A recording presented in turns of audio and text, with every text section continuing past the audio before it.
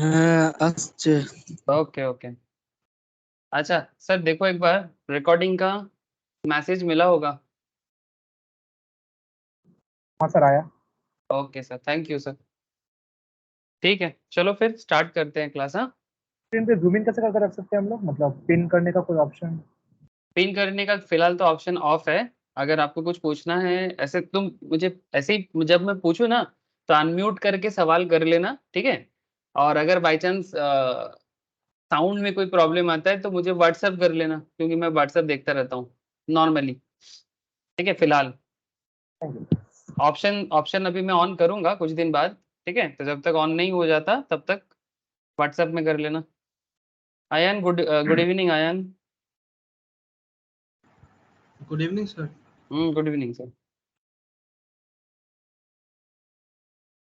ठीक है सर, चलो स्टार्ट करते हैं, धीरे धीरे आदत हो जाएगा, डोंट वरी सर।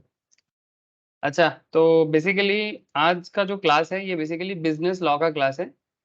हाँ, आज का जो टॉपिक भी चलेगा ना सर, ये टॉपिक इंट्रो तो नहीं है, मैंने बेसिक नहीं है।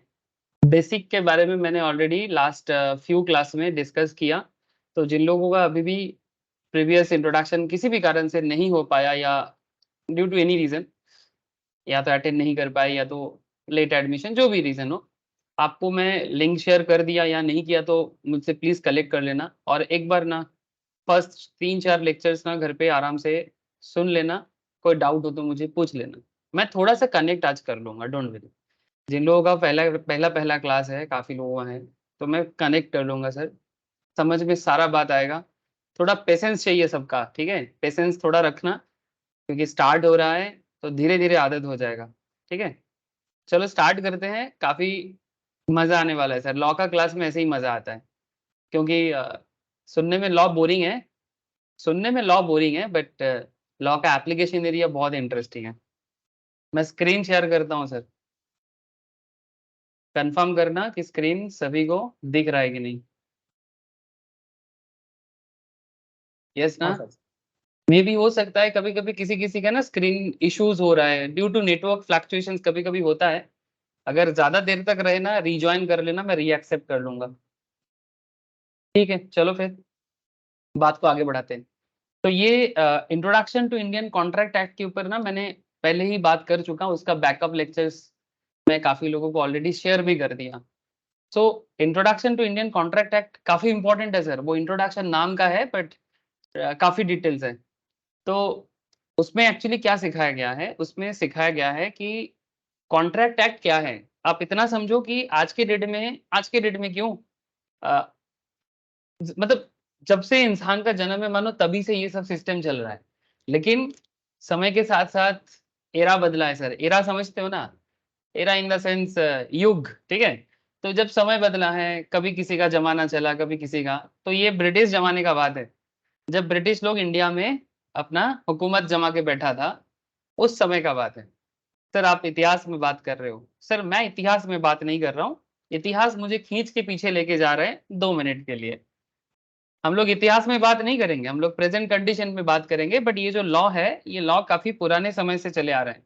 1872 में ये लॉ बना था, और ये ब्रिटिश लोगों ने तब इंडिया में जब अपना हुकूमत या कॉलोनी बना के रखा था, उस समय से ये लॉ बनाया था। सर क्यों बनाया था ब्रिटिश लोगों ने ये इंडियन कॉन्ट्रैक्ट एक्ट को बनाने के टाइम पे? ऐसा क्या उसके पीछे क्या मकसद था, सबको पता है सर। ब्रिटिश इंडिया में क्या करने के लिए आया था, बताओ? ब्रिटिश इंडिया में क्या करने के लिए आया था? लूटने? सर बिजनेस के नाम पे लूटा है वो अलग बात है, बट मेनली ये सिर्फ इंडिया में तो आया था, सबसे ज्यादा देर तक इंडिया में रहा है कॉलोनी बना के। बट इनका मेन मकसद था कि ये जो इंग्लैंड है ना, एक्चुअली इनके पास कुछ नहीं है, दुनिया भर में गया, दुनिया के लोगों के साथ बिजनेस किया, इनका प्रोडक्ट इंडिया से प्रोडक्ट मैन्युफैक्चर किया, ट्रेडिंग किया, मैंने बाइंग किया, यूरोपियन नेशंस में जाके उसको बेच दिया, ठीक है। इस तरह का काफी सारा काम ये लोग बेसिकली ट्रेडिंग के जरिए मेनली ब्रिटिश ने कमाया। अब मैं क्यों कहना चाह रहा हूँ कि ये बातें, ब्रिटिश बिजनेस के लिए जाने जाते हैं सर, आज भी जाने जाते हैं। अब जिनका बिजनेस, जिनका नस नस में भरा हुआ है, वो बिजनेस को चलाने के लिए लॉ के ऊपर जोर तो देगा।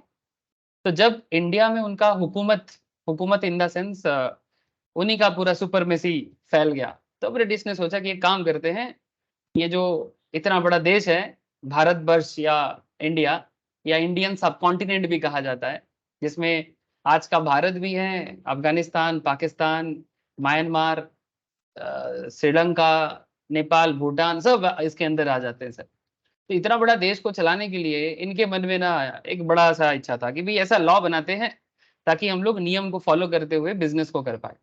तो ये लोगों ने इस तरह का डेवलप किया। लेकिन आज के डेट में इंडिया जब इंडिपेंडेंस हुआ उसके बाद भी ये सब लॉ चलता गया, समय के साथ साथ अमेंडमेंट होता गया और बिजनेस करने का जो नियम है उसको और समय के साथ साथ एट पर किया गया सर। ठीक है, जहां जितना जरूरत पड़ा, बहुत सारा लॉ अभी भी बहुत पुराना बात करता है, बट काफी चेंजेस लाया गया है। ठीक है, जो समय के साथ हो जाए, मैंने टाइम के साथ एडजस्ट करके जो नीड है, नीड ऑफ द आवर बोल के एक चीज होता है ना, कि प्रेजेंट टाइम के लिए जो होता है वो शायद पुराने समय के लिए नहीं था, क्योंकि कुछ लॉ तो सर बहुत पुराने जमाने से चले आ रहे हैं। तो जो लॉ आज से 100 साल पहले लोगों का जिंदगी एक तरह का था, 100 साल बाद का लोगों का जिंदगी अलग है। जब ये कॉन्ट्रैक्ट बना था तब मोबाइल का जमाना नहीं था, आज मोबाइल का जमाना है, आज फोन पे भी कॉन्ट्रैक्ट होता है। ठीक है, तो अगर यही चीज अगर आप पुराने समय के हिसाब से कनेक्ट करोगे, तो उस समय में टेलीफोन भी नहीं था, है ना।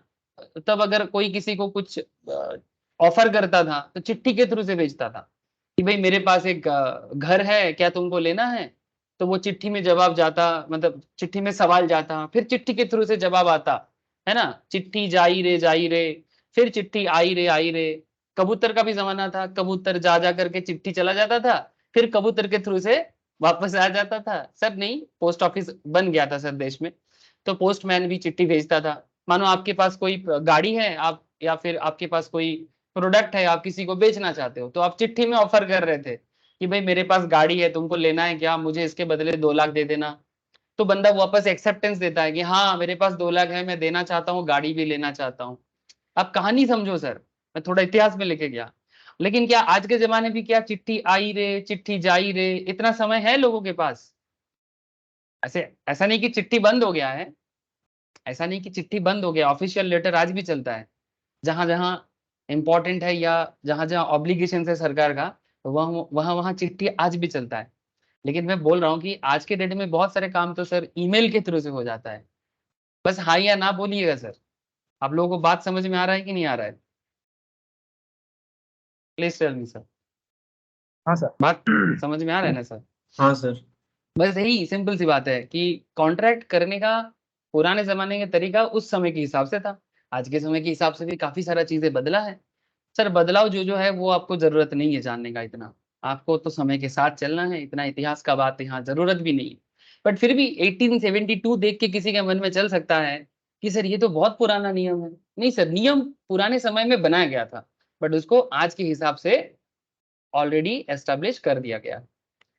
अच्छा, कॉन्ट्रैक्ट एक्ट का मेन फैक्ट क्या है? मैं 2 मिनट बता देता हूँ सर। कॉन्ट्रैक्ट एक्ट का मेन फैक्ट है कि दो बंदे में या दो पार्टी में बिजनेस होता है। ठीक है, कैसा बिजनेस? जैसे मानो किसी के पास जैसे हम लोग रेस्टोरेंट में जाते हैं, सिंपल सा एक एग्जांपल लेता हूँ कि हम लोग रेस्टोरेंट में जा रहे हैं, रेस्टोरेंट में जाके खाना ऑर्डर कर रहे हैं। अब रेस्टोरेंट में एक दुकानदार को खाना ऑर्डर किया, तो हमने ऑर्डर किया तो बेसिकली क्या कर दिया सर दुकानदार को? रेस्टोरेंट में ऑफर कर दिया, है ना। तो जब मैंने ऑफर किया दुकानदार ने एक्सेप्ट कर लिया। जैसे एक ऑनलाइन ऑफर का ही बात करता हूँ, जैसे जैसे आज मैंने ही ऐसा ही किया सर। जैसे मानो कि आज मैम का तबीयत थोड़ा खराब है, तो खाना बनाने का थोड़ा दिक्कत हो गया था। तो फिर लास्ट में भरोसा क्या है सर? ऑनलाइन कॉन्ट्रैक्ट, क्या बोलते हो? हाँ, जब घर पे खाना नहीं बनता है और आप सिटी में रहते हो तो आपके पास उपाय क्या है सर? कोई उपाय नहीं है, या तो रोड साइड में जाके देखो आपके आसपास में कोई रेस्टोरेंट है तो खुद जाके वहां से लेके आओ, ठीक है, वॉक करके, या फिर ऑनलाइन का सुविधा उठाओ।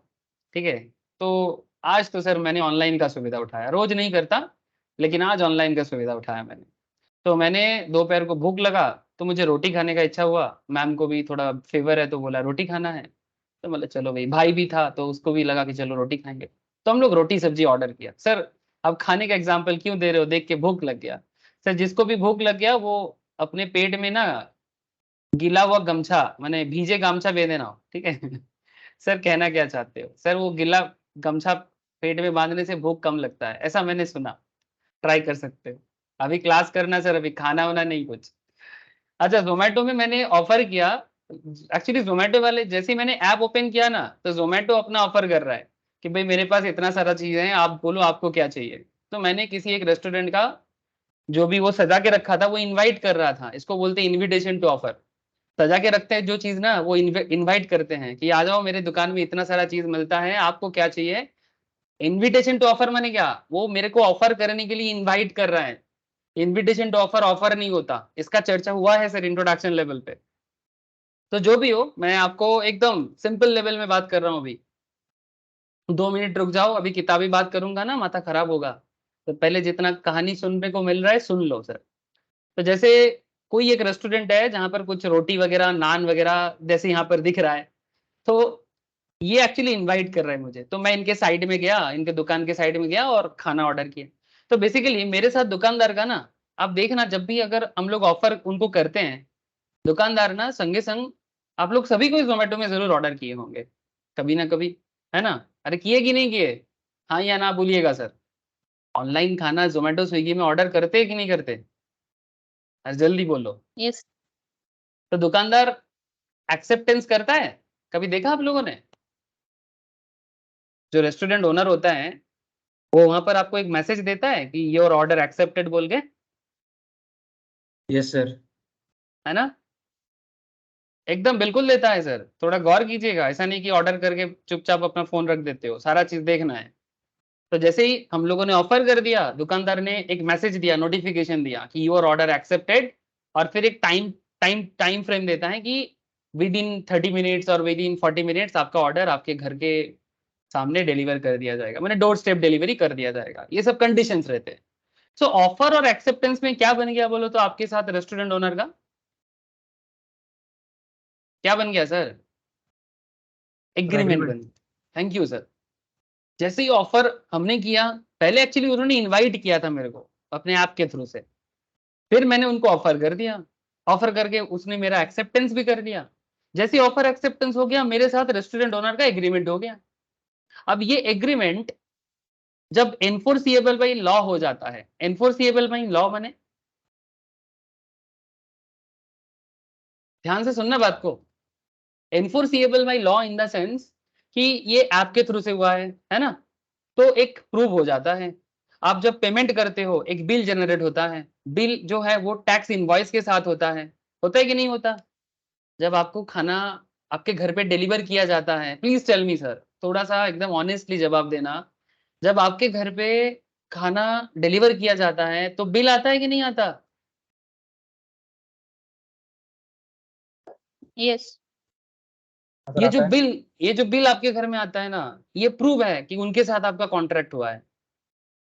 अच्छा, मानो कि आपने जो खाना ऑर्डर दिया था, दुकानदार ने आपको सेम खाना डिलीवर नहीं किया, तो आप क्लेम कैसे कर पाओगे, क्या आपके पास क्या डॉक्यूमेंट्स है क्लेम करने का। ऑनलाइन में तो काफी सुविधा है। एक तो आपने ऐप के थ्रू से ऑर्डर किया, हाँ बोलो सर बोलो। रिसिप्ट के जरिए एक तो रिसिप्ट हो है, रिसिप्ट से पहले ऑनलाइन में एक सुविधा हो गया, क्योंकि आपने ऐप के थ्रू से किया तो वहां पर ऑर्डर जनरेट होता है ना, तो ऑर्डर जनरेशन में जाके आप चेक कर सकते हो, ठीक है। या फिर सबसे इंपॉर्टेंट है कि आपके पास टैक्स इनवॉइस है या बिल है ना, ये बिल आपका कॉन्ट्रैक्ट डॉक्यूमेंट बन जाएगा। मतलब दुकानदार भी इग्नोर नहीं कर सकता कि आपके साथ किस चीज का कॉन्ट्रैक्ट एग्रीमेंट बना था और वो कॉन्ट्रैक्ट कैसे बदल गया था। तो एनफोर्सिएबल बाई लॉ माने क्या हो गया, एनफोर्सिएबल का मतलब होता है लागू करना, ध्यान से सुनना बात को। Enforceable by law in the sense लागू होना, माने आपके साथ किसी रेस्टोरेंट का एक कॉन्ट्रैक्ट बन गया है और ये एनफोर्सिएबल बाई लॉ भी हो गया है। मतलब अगर कोई किसी को धोखा देता है, आप दोनों पार्टी कर सकता है सर। आप भी ऐसा कर सकते हो कि खाना डिलीवरी हो गया पर आप डिलीवरी एक्सेप्ट करने नहीं जा रहे हो, या फिर पेमेंट नहीं कर रहे हो, कैश ऑन डिलीवरी था आप इग्नोर कर रहे हो, तो ये आपके तरफ से ब्रीच ऑफ कॉन्ट्रैक्ट हो जाएगा। या फिर दुकानदार भी आपके साथ गलत कर सकता है, खाना ऑर्डर करके आपने ऑर्डर किया पर उन्होंने एक्सेप्ट करने के बाद आपके घर पे डिलीवर नहीं किया, या फिर जो खाना आपने बोला था वो खाना नहीं दिया, कुछ भी हो सकता है। दुकानदार की तरफ से भी ब्रीच ऑफ कॉन्ट्रैक्ट हो सकता है। एक फेमस बंगाली एक्टर है, जो लोग बंगाली मूवी के बारे में जानते हो, बंगाली इंडस्ट्री मतलब फिल्म इंडस्ट्री के बारे में शायद उनको नॉलेज होगा, एक लास्ट 1 साल 2 साल पहले कोरोना का टाइम का बात है। एक्टर का नाम है सर, मैं नाम लेके ही बोलता हूँ, एक ट्वीट वायरल हुआ था, प्रोसेनजीत चैटर्जी बोल के। बहुत फेमस एक्टर है, बहुत फेमस, मतलब एक पूरा जमाना उन्होंने लीड किया सर। तो प्रोसेनजीत ने जो खाना ऑर्डर किया था स्विगी से किया था, तो उनके घर में गेस्ट आया था, तो गेस्ट के लिए खाना ऑर्डर था, तो स्विगी ने 1 घंटा बाद एक मैसेज दिया कि खाना वो डिलीवर नहीं कर सकते और जो पेमेंट था वो रिफंड कर दिया। तो प्रसेनजीत चैटर्जी ने ट्वीट किया और प्रधानमंत्री को, मैंने प्राइम मिनिस्टर नरेंद्र मोदी जी को एज वेल एज क्या बोलते हैं हमारे सीएम ऑनरेबल ममता बनर्जी को टैग किया, टैग करके बोल रहे हैं कि इस तरह का ऑनलाइन ऐप के अगेंस्ट में कार्रवाई किया जाए कि घर में गेस्ट आता है, उनके लिए खाना ऑर्डर करते हैं और ये खाना नहीं भेजते टाइम पे या फिर इग्नोर कर लेते हैं एक्सेप्ट करने के बाद, तो ये काफी बेइज्जती हो जाता है। तो काफी लोगों ने उनको आप समझ ही रहे हो क्या होगा, ट्रोल किया होगा, क्योंकि आप एक्टर हो, मानते हैं आपका गेस्ट आपके घर में भगवान है, ये भी मानते हैं, लेकिन प्राइम मिनिस्टर या चीफ मिनिस्टर का बस यही काम रह गया सर। तो जो भी हो, सो आई होप यू अंडरस्टैंड कि मैं तो बस सेकंड वाला जो था ये तो फिल्मी कहानी था, इस पे ज्यादा लेना देना नहीं है, बट आप समझ सकते हो कि गंभीरता कैसा होता है। मेन बात है कि ऑफर एंड एक्सेप्टेंस में एग्रीमेंट बना, और एग्रीमेंट जब इन्फोर्सिएबल बाय लॉ, माने कोई डॉक्यूमेंट के जरिए जब सरकार के घर में उसका एक प्रूव हो जाता है ना, तो उसको इन्फोर्सिएबल बाय लॉ बोलते हैं, और वो कॉन्ट्रैक्ट बन जाता है। और कॉन्ट्रैक्ट में अगर कोई अपना ड्यूटी परफॉर्म नहीं करता है, दोनों पार्टी में से कोई भी, अगर जोमेटो से गलती हो तो ब्रीच ऑफ कॉन्ट्रैक्ट, अगर आपसे कोई गलती हो तो भी ब्रीच ऑफ कॉन्ट्रैक्ट। आपका गलती क्या हो सकता है, आप पेमेंट करने से मना कर सकते हो, है ना। जोमेटो से क्या गलती हो सकता है, या तो टाइमली डिलीवरी नहीं करेगा, या तो जो खाना आपने ऑर्डर किया था वो ऑर्डर नहीं करेगा, समथिंग लाइक दैट, तो उनके तरफ से भी ब्रीच हो सकता है। तो ऐसे सिचुएशंस में क्लेम का बात आता है ना, कि आप भूखा रह गए, आपका पेमेंट ले लिया, आपको खाना नहीं दिया, समथिंग लाइक दैट, तब आप कोर्ट ऑफ लॉ में जाना चाहोगे, कंज्यूमर फोरम में जाना चाहोगे, बेसिकली कॉन्ट्रैक्ट के बेसिस में आप कुछ क्लेम के लिए लीगल स्टेप्स लेना चाहोगे। ये तो मैंने एक बेसिक सा बात किया सर, ऐसा बिजनेस लेवल में कितना बड़ा बड़ा केस हो सकता है, जस्ट इमेजिन। हेलो, बताना सर, इतना ये तो एक छोटा सा मैंने जस्ट खाने का एग्जांपल दिया, जस्ट ताकि आप लोगों को इजी कनेक्ट हो जाए, बट आप सोचो कि बिजनेस लेवल में करोड़ों का डील होता है ना। अंबानी रिलायंस का बात सोचो, अदानी का बात सोचो, जो B2B बिजनेस करते हैं, एक बड़ा बिजनेस जब इंटरनेशनल लेवल में एक्सपोर्ट इंपोर्ट करते हैं, तो कितने बड़े बड़े लेवल में सब काम होता है, कॉन्ट्रैक्ट होता है, दोनों पार्टीज के बीच में एग्रीमेंट होता है, फिर एग्रीमेंट में एक डॉक्यूमेंट्स के थ्रू से एनफोर्सिएबल लॉ होता है, सरकार के घर में एक रजिस्ट्रेशन चार्जेस जमा होता है ना, क्योंकि अगर कोई भी पार्टी कुछ भी गड़बड़ करता है, क्लेम कैसे करेगा। तो कॉन्ट्रैक्ट एक्ट बेसिकली आपको यही सब मैटर में ना नॉलेज गैदर कर देता है, तो यही कॉन्ट्रैक्ट एक्ट पढ़ने का मेन कारण है। बाकी आप लोग जब इंट्रोडक्शन का, बाकी जिनका मिस है वो एक बार इंट्रोडक्शन क्लास जितना सारा है वो धीरे धीरे करते रहे, कोई दिक्कत नहीं है, बाकी मेरे को पूछ लेना। और अभी मैं आपको थोड़ा सा एडवांस लेवल में लेके जाऊंगा कॉन्ट्रैक्ट एक्ट के अंदर, कॉन्ट्रैक्ट एक्ट के अंदर क्या लेके जाऊंगा, कहाँ लेके जाऊंगा, मैं बताता हूँ। जैसे इससे पहले मैंने कॉन्ट्रैक्ट के अंदर जो जो पॉइंट कवर किया, उसमें ये सब पॉइंट मैंने कवर किया कि एक कॉन्ट्रैक्ट में क्या क्या एलिमेंट्स होता है, एग्रीमेंट क्या होता है, ऑफर क्या होता है, एक्सेप्टेंस क्या होता है। मैंने तो ऑफर एक्सेप्टेंस का बेसिक आइडिया दिया, बट जितना मैंने बोला ऑफर एक्सेप्टेंस इससे काफी बड़ा चीज होता है सर, ठीक है। लीगल रूल्स क्या है वैलिड ऑफर का, कितना तरह का ऑफर हो सकता है, ठीक है। Essential of A proposal, offer का ही दूसरा नाम क्या होता है, ऑफर का कम्युनिकेशन कैसे किया जाता है, एक्सेप्टेंस का, लीगल एक्सेप्टेंस का क्या रूल है, कम्युनिकेशन ऑफ एक्सेप्टेंस कैसे होते हैं, कितना तरह का कॉन्ट्रैक्ट होता है, वॉइड कॉन्ट्रैक्ट क्या है, वैलिड कॉन्ट्रैक्ट क्या है, ठीक है, वॉइडेबल क्या होता है, ये सब काफी बेसिक चीजें हैं एंड इंपॉर्टेंट भी है, ये सब मैंने लास्ट फ्यू क्लासेस में चर्चा किया।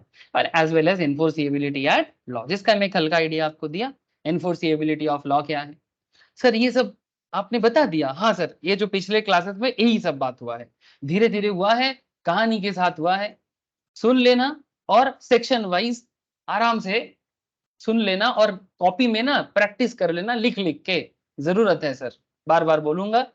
सर आज क्या पढ़ाओगे? सर आज का विषय है other essential elements of a contract. ये आज का विषय है। सर इसमें क्या होगा? चलो मैं आपको बताता हूँ। ये अदर एसेंशियल एलिमेंट्स में मैं आपके साथ क्या डिस्कस करने जा रहा हूँ, ध्यान से सुनना सर, बहुत इंटरेस्टिंग है, बहुत इंटरेस्टिंग है। जैसे मैं आपको कॉन्ट्रैक्ट के बारे में एक हल्का आइडिया दिया कि कॉन्ट्रैक्ट क्या होता है। एक पार्टी ऑफर करता है, दूसरा पार्टी एक्सेप्ट करता है ना। Always there are two parties, है ना। दो साइड में दो पार्टी तो रहेगा, एक ऑफर करने वाला और एक ऑफर को एक्सेप्ट करने वाला।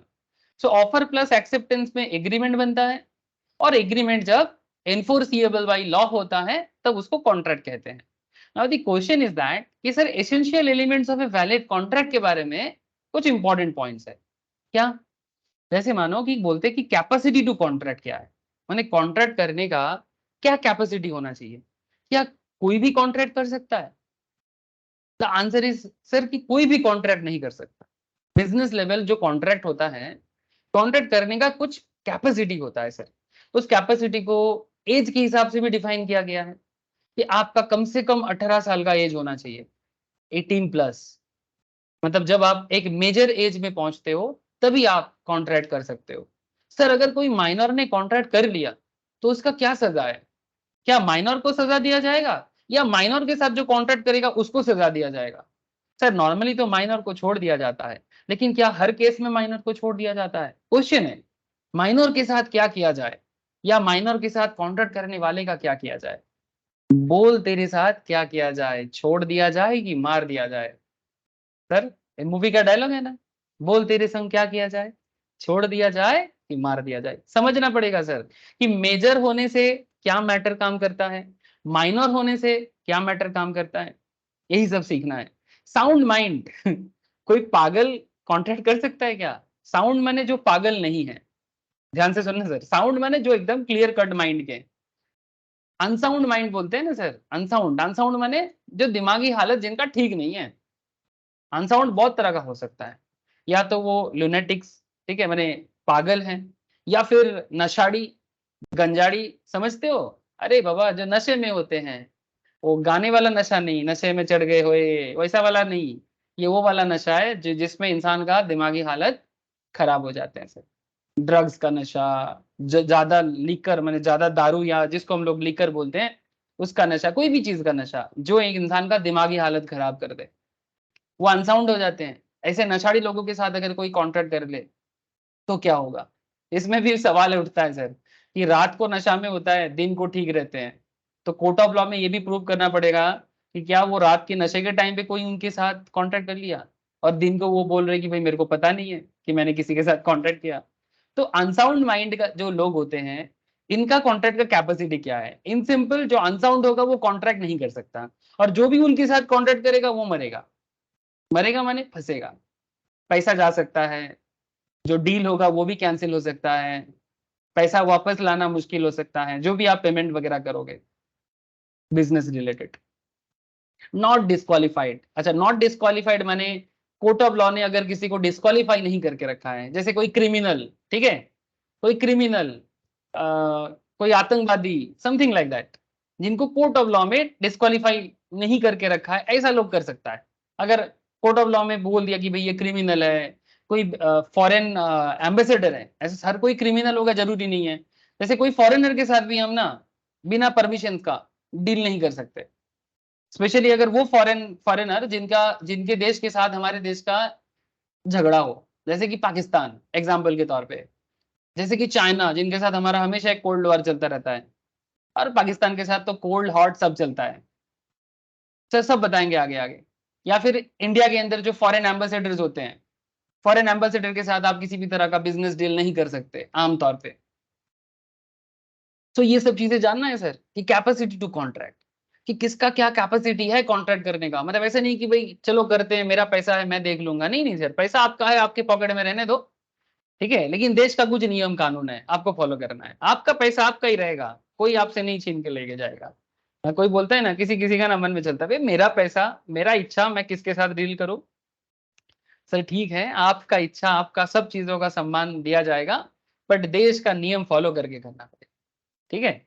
अच्छा फ्री कॉन्सेंट के बारे में बात करेंगे सर। फ्री कॉन्सेंट माने कोई किसी को डरा के, धमका के, मार के कोई कॉन्ट्रैक्ट नहीं करा सकता। बंदूक के नोक के नीचे, समझते हो ना, बंदूक के नोक के माने बंदूक देखिए, बांग्लादेश वाले ना काने नीचे बंदूक देखिए, समथिंग लाइक दैट, समझ रहे हो?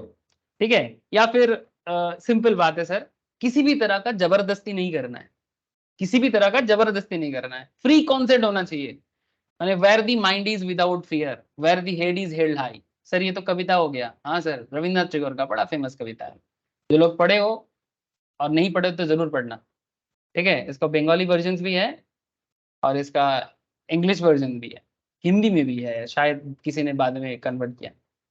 Where the mind is without fear, where the head is held high. ठीक है, काफी सुंदर कविता है। जो भी हो, फ्री कॉन्सेंट, एकदम स्वाधीन, कोई रोक टोक नहीं होना चाहिए आपके ऊपर, किसी भी तरह का दबाव नहीं होना चाहिए, कॉन्ट्रैक्ट ऐसा होना चाहिए। सर अगर कोई दबाव में कोई हाँ बोल दिया तो उसी का तो जवाब ढूंढना है। दबाव में हाँ बोले तो क्या होगा? ठीक है, जैसे कि एक कोर्शन माने क्या, मारा मारी, किसी को जबरदस्ती थप्पड़ लगाने का, हाँ डराने का, इस तरह का कोर्शन। अनड्यू इन्फ्लुएंस सब डिटेल्स में पढ़ेंगे, डोंट वरी सर, ये तो जस्ट रैपिड फायर जैसे चल रहा है। अनड्यू इन्फ्लुएंस, अनड्यू इन्फ्लुएंस कौन कर सकता है?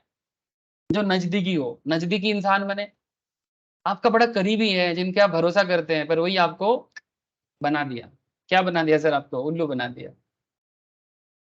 नॉर्मली क्या होता है, अनड्यू इन्फ्लुएंस का फायदा कौन लेते हैं? जिस पे हम भरोसा करते हैं। जब भरोसे का इंसान भरोसा तोड़ दे तो आपके साथ धोखा हो जाता है। आप उन पे भरोसा किए पर उसने भरोसा तोड़ दिया, है ना? जबरदस्ती कहीं पर साइन करवा दिया। जबरदस्ती माने क्या? आपको, आपका माइंड को मैनिपुलेट कर सकता है, जो बहुत क्लोज रिलेशन में होते हैं। बार बार इसीलिए बोल रहा हूँ, अनड्यू इन्फ्लुएंस रिश्तेदारी कर सकते हैं, बाहर वाले अनड्यू इन्फ्लुएंस नहीं कर सकता।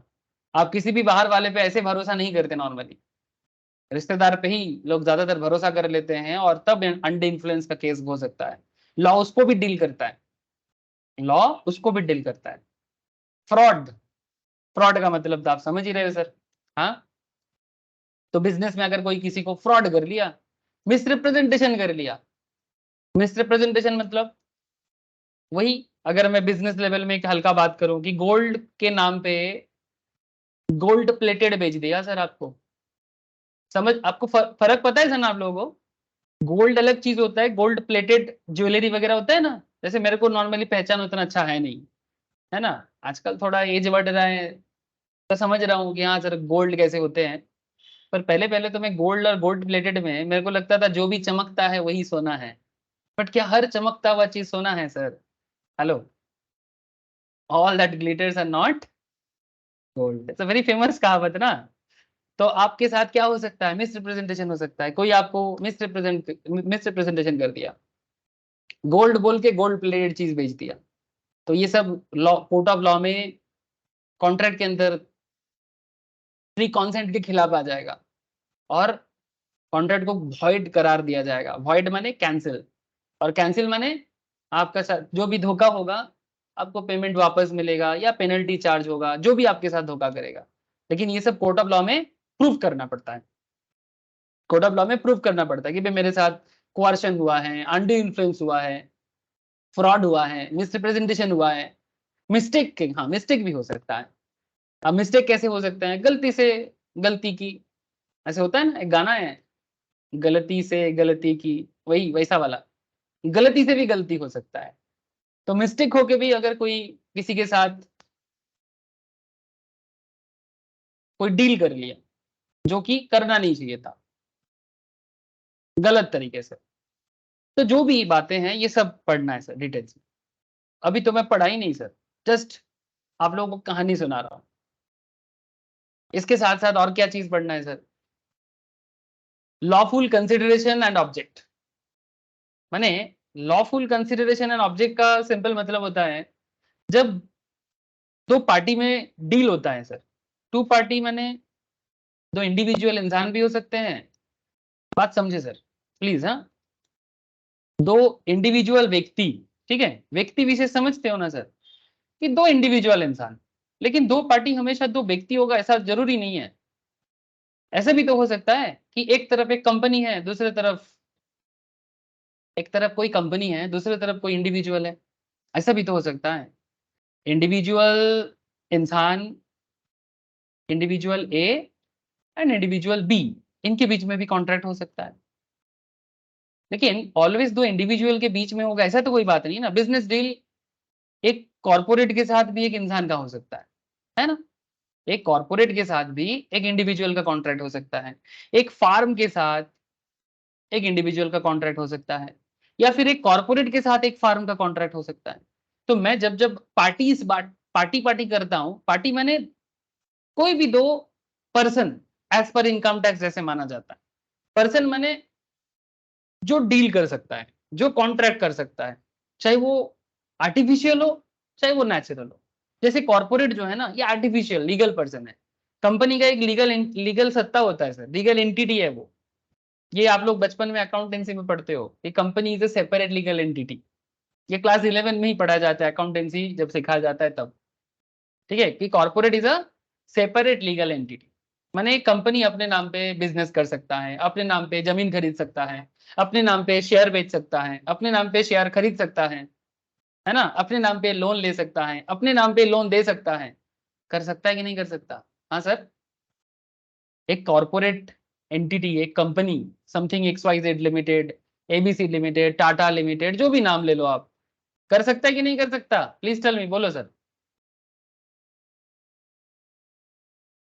समझ में आ रहा है सर? मैं कुछ भी आउट ऑफ वर्ल्ड बात अभी तक तो किया ही नहीं जो समझ में ना आए। हेलो, बोलो सर, थोड़ा हाँ ना जवाब दो तो फिर आगे बढ़ूंगा मैं। हाँ सर। বোঝা যাচ্ছে সবাইকে? हेलो, है सर। हाँ सर, समझ पा रहे हैं है सर, समझ पा रहे हैं। ठीक है सर, ठीक है, धीरे धीरे तो मैं अभी गहराई में जाऊंगा। ठीक है चलो। तो कहने का मतलब क्या था? कहने का बस इतना मतलब था कि जब जब मैं पार्टीज का बात कर रहा हूँ ना, तो पार्टी में ऐसा नहीं कि आप बस पॉलिटिकल पार्टी का तो बिल्कुल ना सोचे। यहाँ पॉलिटिकल पार्टी का बात नहीं कर रहा हूँ। पार्टीज इन द सेंस दो इंडिविजुअल, दो कंपनी, एक कंपनी के साथ एक इंडिविजुअल, एक पार्टनर के साथ दूसरा पार्टनर, कुछ भी हो सकता है। तो जब दोनों पार्टीज के बीच में ऑफर एक्सेप्टेंस चलता है, ध्यान से सुनना बात को सर। जैसे एक एक एग्जांपल लेता हूं सर। मानो कि आपको कोई जोमेटो सा एग्जांपल के नीचे निकलो सर, जोमेटो हो गया। ये पता नहीं यार, जोमेटो से खाना ऑर्डर कर दिया तो दिमाग में जोमेटो क्यों चल रहा था। एग्जाम्पल के लिए कोई एक शॉप में चलते हैं, ग्रोसरी शॉप। कहाँ चले कहाँ चले कहाँ चले? Grocery store near me. अरे चलो यार, पता नहीं गूगल मुझे कहाँ लेके जाएगा, बट मैं एक इमेज चाहिए मुझे। मानो कि आप एक ग्रोसरी स्टोर में जाके कुछ भी खरीदना चाहते हो, ठीक है, समथिंग जो भी आपको मन हुआ आप बाई करना चाहते हो, परचेज करना चाहते हो। तो जैसे यहाँ पर कुछ फ्रूट्स बिक रहा है, जैसे यहाँ पर कुछ दाम भी दिया है कि इसका दाम है 24 रुपीज, मुझे दिख रहा है सर। कुछ 24 रुपीज का कोई प्रोडक्ट है जो मुझे इमेज में दिख रहा है। मैं जस्ट एक डेमोन्स्ट्रेशन के लिए इमेज यूज कर रहा हूँ। जैसे यहाँ पर कोई 1 kg या समथिंग फ्रूट्स है, 24 रुपीज में देगा बोल रहा है। तो नॉर्मल बात है सर कि ये फ्रूट, एप्पल हो या समथिंग जो भी हो, ये एप्पल आप दुकान में खरीदने जाओगे, से फॉर एग्जांपल 500 ग्राम का एप्पल है, 500 नहीं है, ये 250 ग्राम में भी होगा, इतना सस्ता थोड़ी होता है। अच्छा चलो यार, 1 kg में अगर 24, कश्मीर में गए घूमने, कश्मीर में मिल रहा है, मिल सकता है, कश्मीर में 20 रुपया kg एप्पल मिलता है सर। मैं खुद खाया कश्मीर में जाके, ठीक है, हिमाचल में भी मिल जाएगा। तो से फॉर एग्जाम्पल आपको 24 रुपीज kg एप्पल मिल रहा है। अच्छा, एक आप एप्पल के बदले, एप्पल एक लीगल प्रोडक्ट है, ध्यान से सुनना, एप्पल एक लीगल प्रोडक्ट है, एप्पल बेचना कोई इलीगल तो है नहीं, और बदले में पैसा देना ये भी कोई इलीगल नहीं है। लेकिन सर आप अचानक से ये पॉइंट क्यों उठाया, आपके मन में चल सकता है सर, एक्चुअली यहाँ पर बोला है ना कि किसी भी चीज के बदले आप एक lawful consideration and lawful object का बिजनेस करो। जैसे कि एप्पल बेचना जो ऑब्जेक्ट है, ऑब्जेक्ट माने जिस चीज का आप धंधा कर रहे हो, या जिस प्रोडक्ट का या सर्विस का आप धंधा कर रहे हो, वो ऑब्जेक्ट आपका, धंधा माने business, don't take it as a slang. मतलब सोचेगा तो कोई नेगेटिव में बहुत कुछ सोच सकता है, बट मैं तो जस्ट, वो शाहरुख खान का मूवी याद आ गया। क्या रे, मूवी का डायलॉग क्या था? एक मूवी बना था शाहरुख खान का, गजब गजब आजकल मूवी होता है, मेरे को एक भी अच्छा नहीं लगता, जो भी हो, लेकिन डायलॉग सुनता हूँ तो दिमाग में रह जाता है। कोई भी धंधा, अरे बोलो सर, कोई भी धंधा छोटा नहीं होता। कुछ नहीं जानते आप लोग। कोई भी धंधा छोटा नहीं होता, धंधे से बढ़कर कोई धर्म नहीं होता, एक मूवी का डायलॉग है, ठीक है। शाहरुख खान का मूवी का डायलॉग है, मेरे को मत बोलना, शाहरुख खान को जाके बोलना। तो मैं कहना यह चाहता हूं कि ऑब्जेक्ट गलत नहीं होना चाहिए। सोसाइटी के अगेंस्ट में कोई ऑब्जेक्ट यूज नहीं कर सकते आप।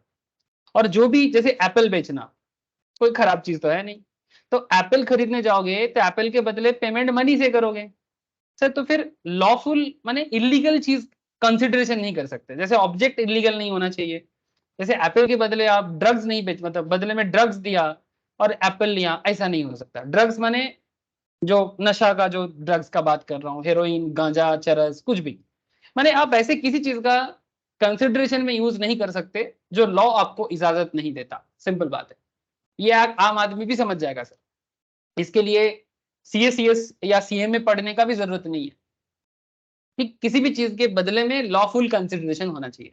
अगर कंसिडरेशन, अच्छा कंसिडरेशन क्या, जैसे आपने एप्पल खरीदा, आपके लिए एप्पल हुआ कंसिडरेशन, और आपने जिसको मनी प्रोवाइड किया बदले में, वो उसके लिए मनी हुआ कंसिडरेशन। मैंने दुकानदार के लिए पैसा, अगर 24 रुपीज केजी है तो दुकानदार को मिलता है 24 रुपीज, तो कंसिडरेशन फॉर दी दुकानदार, दुकानदार मैंने शॉप ओनर, ठीक है, दुकानदार का कंसिडरेशन है 24 रुपीज, एंड कस्टमर जिसने एप्पल खरीदने गया उसका कंसिडरेशन हुआ एप्पल। सिंपल बात है। तो एप्पल के बदले पैसा, पैसे के बदले में apple, no no issue. But ऐसा नहीं होना चाहिए कि पैसे के बदले ड्रग्स, या ड्रग्स के बदले पैसा। पैसा फिर भी लीगल है, लेकिन ऑब्जेक्ट गलत है ना। पैसा में कोई प्रॉब्लम नहीं है, लेकिन आप ड्रग्स के बदले पैसा का इस्तेमाल कर रहे हो जो इलीगल है। जैसे उड़ता पंजाब मूवी देखा आप लोगों ने, शाहिद कपूर का बड़ा फेमस था मूवी उड़ता पंजाब। वो पंजाब नशा करता है, उसके ऊपर एक बनाया था, पंजाब में यूथ बड़ा नशे में जा रहे हैं। तो उसमें दिखा रहा था कि पाकिस्तान से ड्रग्स फेंका जा रहा है अमृतसर बॉर्डर के थ्रू से, ठीक है, पाकिस्तान की जमीन से इधर उधर किया जा रहा है। पता नहीं फैक्ट में सच्चाई कितना है, मूवी में दिखाया गया सर। तो मैं कहना ही चाहता हूँ कि अगर पाकिस्तान से, आजकल ये भी कुछ सुनने को मिल रहा है कि ड्रोन के थ्रू से इलीगल चीजों का प्रचार हो रहा है पाकिस्तान से इंडिया की तरफ, थ्रू ड्रोन।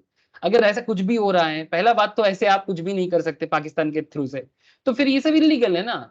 कॉन्सिडरेशन जो भी होगा लॉफुल होना चाहिए, ऑब्जेक्ट जिस चीज का होगा वो भी लॉफुल होना चाहिए। आगे डिटेल्स में और चर्चा करेंगे, ठीक है, डोंट वरी सर। अच्छा, एंड एक लास्ट पॉइंट यहाँ पर समरी में दिया है, ये फ्लो चार्ट से बता रहा हूं अभी मैं। नॉट एक्सप्रेसली डिक्लेयर्ड वॉइड, माने आप ऐसे किसी चीज का कॉन्ट्रैक्ट नहीं कर सकते जो पहले से ही कैंसिल हो या वॉइड हो, ठीक है, जो पहले से ही सरकार ने बना करके रखा हो, कोई इलीगल चीज हो। नॉट एक्सप्रेसली डिक्लेयर्ड वॉइड, अगर पहले से ही कोई पर्टिकुलर कॉन्सेप्ट वॉइड है, वॉइड माने कैंसिल, ठीक है, उस चीज का कॉन्ट्रैक्ट हो ही नहीं सकता सर। आगे आगे कुछ एग्जाम, मतलब और डिटेल्स पढ़ाई होना चाहिए ना, ये तो कुछ भी नहीं है। तो चलो मैं आपको थोड़ा डिटेल्स में लेके चलता हूँ।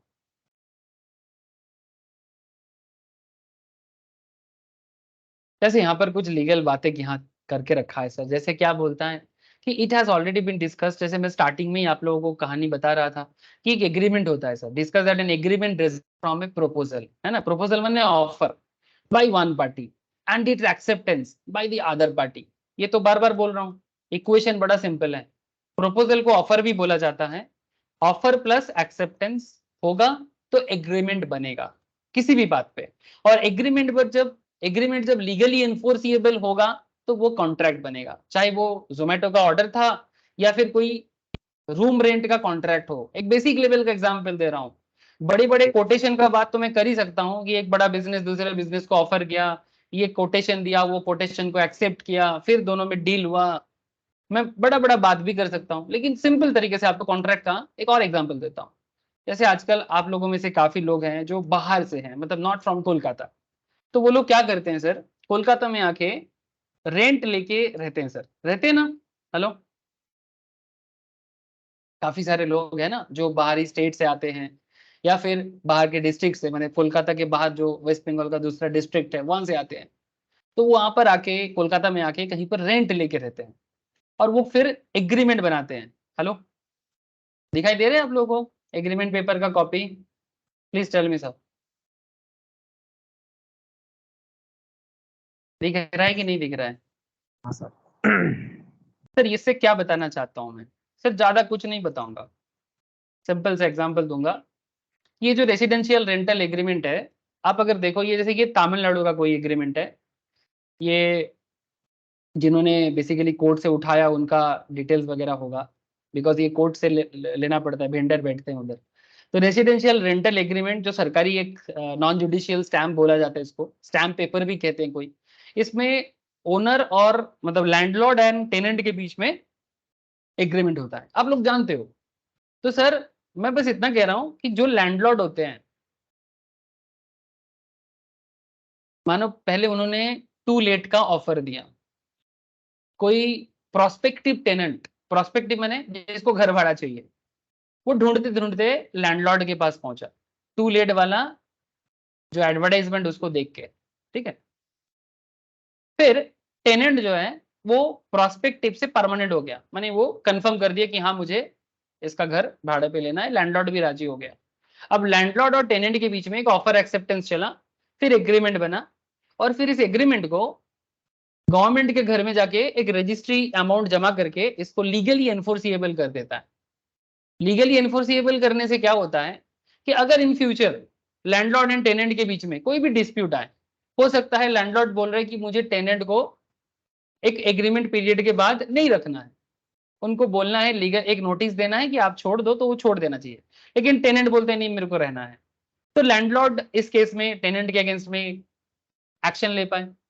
या फिर टाइम खत्म नहीं हुआ, लैंडलॉर्ड टेनेंट को बोलता है कि नहीं आपका आपको छोड़ना पड़ेगा, मैं नहीं जानता, टाइम हो ना हो आपको जाना पड़ेगा। तब टेनेंट के पास राइट आता है सर कि वो लैंडलॉर्ड के अगेंस्ट में कोर्ट में जा सकता है और बोल सकता है कि भाई मैं इस घर को एग्रीमेंट पे लिया, 1 ईयर 11 मंथ्स का एग्रीमेंट था मेरा, लेकिन लैंडलॉर्ड तो मुझे 5 महीने में ही जाने के लिए बात कर रहा है। तो कहने का मतलब है कि ये जिस तरह का agreement and law of contract का बात मैं कर रहा हूं, ये हर चीज एक लीगल गवाही की तरह काम करता है सर। प्रूफ नहीं रहेगा तो कोई भी अपना हक का बात नहीं कर पाएगा, हक माने अधिकार, ठीक है, अपना राइट का बात, अपना अधिकार का बात नहीं कर पाएगा, सिंपल सी बात है। तो ये जब भी कोर्ट ऑफ लॉ में आप प्रूव करने जाओगे तो कोर्ट बोलेगा कि आपके बीच में एग्रीमेंट है, तो आप दिखाओगे कि हाँ हमारे बीच में एग्रीमेंट है। अच्छा, एग्रीमेंट का सरकार के घर में कोई रजिस्ट्रेशन है, तो अगर गवर्नमेंट के घर में आपने रजिस्ट्रेशन नहीं किया ना, तो वो उतना पक्का केस नहीं बन पाएगा।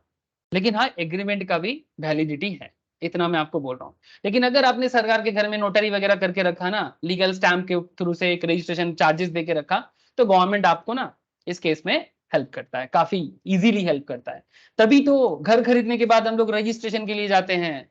मानो कि हम लोग घर खरीदने जा रहे हैं, लैंड खरीदने जा रहे हैं, पैसा दिया और सोचा कि जमीन मेरा हो गया, लेकिन ऐसा नहीं होता है ना सर। अगर आपको जमीन खरीदना है, घर खरीदना है, आप रजिस्ट्री करते हो ना। क्यों करते हो रजिस्ट्री? उसको लीगली एनफोर्सिएबल करने के लिए। बात समझ में आ रहा है सर आप लोगों को? लीगली एनफोर्सिएबल ये वर्ड बहुत लोगों को दिक्कत होता है कई बार, इसलिए मैं थोड़ा बोला कि जब हम लोग कोई घर खरीदने जाते हैं, जमीन खरीदने जाते हैं, उसका रजिस्ट्री करते हैं। क्यों करते हैं रजिस्ट्री? ताकि इन फ्यूचर कोई प्रॉब्लम हो तो हम उसको बोल पाए कि भाई ये मेरा लीगली एनफोर्सिएबल है, ये मेरा लीगली एनफोर्सिएबल है। तो गवर्नमेंट के घर में हमने ड्यूटी जमा किया, गवर्नमेंट के घर में हमने ड्यूटी जमा किया, टैक्स, ड्यूटी मैंने टैक्स होता है सर। तो मुझे गवर्नमेंट के घर में क्योंकि मैंने ड्यूटी जमा किया, तो सरकार भी आपके बिहाफ में बात करेगा कि हाँ भाई ये जगह इनका है, ये जमीन इनका है। अगर आपने ऐसा कुछ भी नहीं किया तो फिर सरकार को ये बात प्रूव करने में काफी मेहनत मशक्कत करना पड़ेगा, और हो सकता है कि बात सॉल्व ही ना हो, डिस्प्यूट जो है वो सॉल्व ही ना हो। या फिर आपको पता ही है इंडिया में एक बड़ा फेमस डायलॉग है, कोई भी problem specially property related issues court में क्या होता है सर?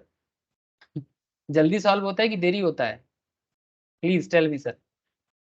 आप लोग सुने होंगे घर के बड़े से कि इंडिया में प्रॉपर्टी रिलेटेड मैटर पेंडिंग रहते हैं कि जल्दी जल्दी सॉल्व हो जाते हैं? अरे बोलो सर। हाँ हाँ, बोलो क्या होता है? पेंडिंग रहता है, पेंडिंग पेंडिंग रहता है, पेंडिंग रहता है सर। और इसलिए वो सनी देओल का एक बड़ा फेमस मूवी का डायलॉग है सर, अपना सन्नी पाजी, हाँ धर्मेंद्र जी का बड़ा बेटा, क्या क्या मूवी का डायलॉग है? तारीख पे तारीख, तारीख पे तारीख। हाँ सर, आप लोग शायद सोच रहे हो सर आप मूवी बड़ा देखते हो। सर मूवी देख के ना मतलब एरा खत्म हो गया, पता नहीं लास्ट का क्या मूवी देखा था। बट हाँ, आजकल जब भी छुट्टी वगैरह मिलता है कोशिश करता हूँ, बट आजकल तो हो नहीं पाता। वो कॉलेज टाइम पे बचपन में देखा था, वो सब याद रहता है थोड़ा बहुत। चलो कोई बात नहीं सर, मेरा क्या याद है, क्या लेना देना सर। अच्छा, आप लोगों का दिमाग में बहुत कुछ जा रहा है, don't worry sir. Main concept को दिमाग में रखो, सब समझ में आता जाएगा। तो basically offer, acceptance and legally enforceable concept जो है आप लोग समझ गए। अब मैं आपको लेके चलता हूं सर कि detail the elements which constitute A valid contract enforceable in law. ठीक है, सेक्शन 10। सर सेक्शन वगैरह ना एग्जाम के लिए बड़ा जरूरी है। ठीक है, कहानी वगैरह जो जो भी सुन रहे हो लॉ रिलेटेड सब अच्छा है, अपने अपने जगह में है। बट एग्जाम के लिए सेक्शन के साथ चलना है, सेक्शन को छोड़ के नहीं चल पाओगे। जब एग्जाम में लिखोगे तो आपका सेक्शन का नॉलेज चेक किया जाएगा। जिसका जितना सेक्शन का ग्रिप रहेगा उसको उतना अच्छा मार्क्स मिलेगा। जो जितना खराब सेक्शन रिलेटेड प्रूव कर पाएगा उसको मार्क्स उतना कम मिलेगा, या फिर कभी कभी तो पूरा काट दिया जाता है। बिकॉज सर आप लोग प्रोफेशनल बनने हुए तो आप लोग शॉर्टकट नहीं कर सकते। तो section 10 of the Indian Contract Act 1872 provides that an agreement in order to be a contract must satisfy the following condition. ध्यान से सुनना, एक एग्रीमेंट को कॉन्ट्रैक्ट बनाने के लिए, एक एग्रीमेंट को कॉन्ट्रैक्ट बनाने के लिए कुछ चीजें सेटिस्फाई करना पड़ता है। क्या? पहला सवाल, the parties must be competent to contract. Competent माने मतलब जिसका बंगाली में एक बड़ा सुंदर सा बात है, योग्यता। इसको हिंदी में भी बोलते हैं कि इस बंदे का इंग्लिश में बोलते हैं ना एलिजिबिलिटी देख लो भाई, कॉम्पिटेंट कितना है। जैसे कि 18 प्लस है कि नहीं, ठीक है, साउंड माइंड है कि नहीं, सरकार ने कोई मना तो नहीं करके रखा, कोई आतंकवादी क्रिमिनल कोई केस तो नहीं है। समझ रहे हो सर, कॉम्पिटेंट है कि नहीं। सेकेंड सवाल, it must be made by pre consent of the parties. जिनके बीच में कॉन्ट्रैक्ट होगा उनका ओपिनियन जो है, उनका जो कॉन्सेंट है, कॉन्सेंट माने इच्छा, ठीक है, कि क्या आप इस पर्टिकुलर डील में अपने दिल से आ रहे हो या फिर कोई आपको कट्टा दिखा के, कट्टा यूपी बिहार में बड़ा दिखाया जाता है सर। हाँ, आजकल तो काफी वेब सीरीज भी दिखाते हैं सर। वेब सीरीज में जैसे मिर्जापुर टाइप का कुछ वेब सीरीज है जहां पर कट्टा दिखाते हैं। हाँ, वो देसी स्टाइल का बंदूक को कट्टा बोलते हैं सर, जो लोगों को नहीं पता उनको बोल रहा हूँ। तो वो कट्टा दिखा के या रिवॉल्वर दिखा के या बोमा मारने का बात पे, या हमारे बंगाल में आजकल बात बात में पॉलिटिकल बोमा मारते हैं। ठीक है, बहुत खराब है यहाँ पर। पॉलिटिकल बातें बातें में कोई किसी का आवाज भी उठाने का दम नहीं है। डेमोक्रेसी एकदम खत्म। जो भी हो, मैं कहना ये चाहता हूँ कि फ्री कॉन्सेंट है कि नहीं। जैसे वोट देने का अधिकार तो सबको है, लेकिन रिसेंटली बंगाल में जो पॉलिटिक्स चल रहा है दादागिरी का, इसमें क्या हो रहा है सर, डेमोक्रेसी नहीं दिखने को मिल रहा है। गांव गांव में मुझे खबर आता है, मैं भी देखता हूँ काफी सारे जगह में, मेरा भी अपना खुद का पर्सनल एक्सपीरियंस रहा है। ये डेमोक्रेटिक राइट जैसे कि गायब ही हो जा रहा है, फ्री कॉन्सेंट ही नहीं है। आप किसको वोट देंगे, वो वहां पर कुछ लोग हैं जो आपको मैनिपुलेट करेगा कि इसी बटन पे दबाना है, इसकी जगह बाहर दूसरे जगह में नहीं जाना चाहिए, आपको पूरा फैमिली इधर वोट देना चाहिए, नहीं तो आगे जाके खराब होगा। हुमकी धमकी, ऐसा नहीं होना चाहिए। ठीक है, ये जो पॉलिटिकल टेरर है ये भी बहुत खतरनाक है, ये सब से हम लोगों को बचना है, इसके ऊपर जाना है सर। जो भी हो, आपको समझ में आ गया ना फ्री कॉन्सेंट के बारे में। It must be made by the free consent of the parties, ये दूसरा बड़ा चीज है sir. It must be made for a lawful consideration with a lawful object. माने कंसिडरेशन माने बदले में क्या ले रहे हो या दे रहे हो। आपको कोई चीज खरीदना है, मानो कंप्यूटर दुकान में जाते हो, कंप्यूटर परचेस करना है, तो कंप्यूटर परचेस करो और उसके बदले में लीगल टेंडर मनी दे दो भाई। लीगल टेंडर मनी माने जो currently government of India legal valid रखा है। अच्छा, मानो किसी के पास ओल्ड 500 का नोट्स है, वो जो 2016 में मोदी जी ने बैन किया था ना, याद है सबको, नोटबंदी। कोई कोई आज भी मोदी जी को गाली देता है उसके बारे में।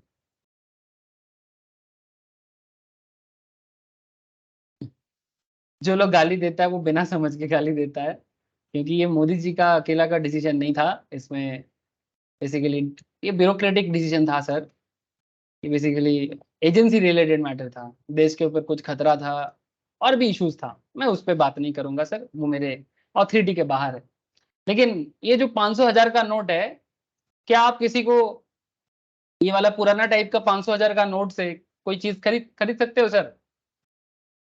मैंने ड्रग्स, चरस, ये सब का बहुत एग्जाम्पल हो सकता है, बट प्लीज टेल मी, ये जो पुराना 500,000 का नोट है, अगर मानो किसी के पास अभी भी घर पे रह गया और आप कहीं किसी के पास कोई चीजें खरीदने जा रहे हो और ये पुराना वाला नोट से, वो तो छोड़ो, रिसेंट 2000 का नोट भी गवर्नमेंट ने बैन कर दिया।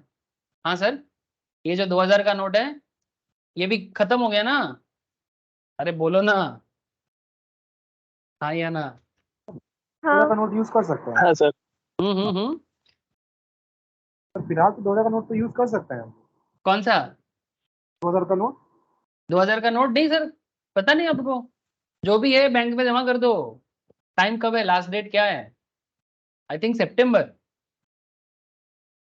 सर मेरे हाथ नोट में किधर आएगा? हाँ मतलब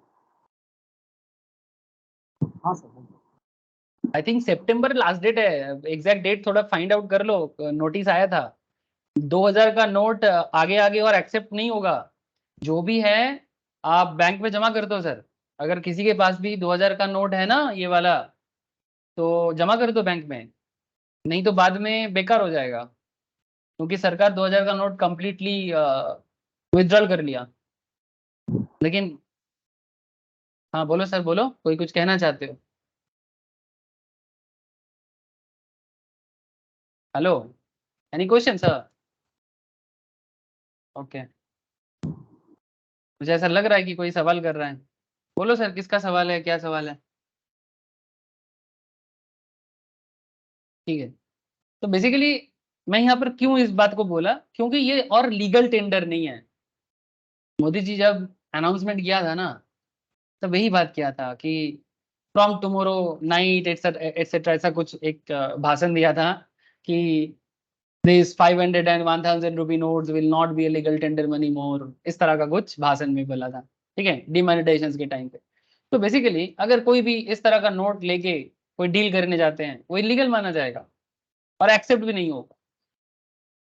तो आपका कंसिडरेशन भी लॉफुल होना चाहिए, जो सरकार अलाउ करेगा, और ऑब्जेक्ट भी लॉफुल होना चाहिए। मैंने जिस चीज का कॉन्ट्रैक्ट कर रहे हो, वो ऑब्जेक्ट भी सही सलामत एकदम लॉफुल होना चाहिए। मैंने लॉ की नजर से इलीगल या फिर अनलॉफुल इस तरह का कोई भी चीज आप नहीं कर सकते, ठीक है। And fourth point, it should not have been expressly declared as void by law. Law के तरफ से किसी भी तरह से आप जो इस पर्टिकुलर कॉन्ट्रैक्ट में आना चाहते हो, किसी भी तरह से वो कैंसिल नहीं किया गया है पहले से, not have been expressly declared as void by law, ठीक है। तो कॉन्ट्रैक्ट को, मतलब कोई भी एग्रीमेंट को अगर कॉन्ट्रैक्ट में बदलना है सर, तो ये सेटिस्फाई करना जरूरी है। जैसे चलो फर्स्ट पॉइंट पे थोड़ा गहराई में जाते हैं, गोताखोर लगाते हैं। गोताखोर समझते हो? अरे डुबकी लगाना, डुबकी माने और अंदर जाना। सर कहाँ जाएंगे, अंदर जाते जाते अगर खो जाए तो? सर खो जाए तो खो जाएंगे, जो खाए खो जाए, किटकैट। चलो सर, सर ये लॉ है, किटकैट नहीं है। सर सोचने में क्या जाता है, कैपेसिटी टू कॉन्ट्रैक्ट।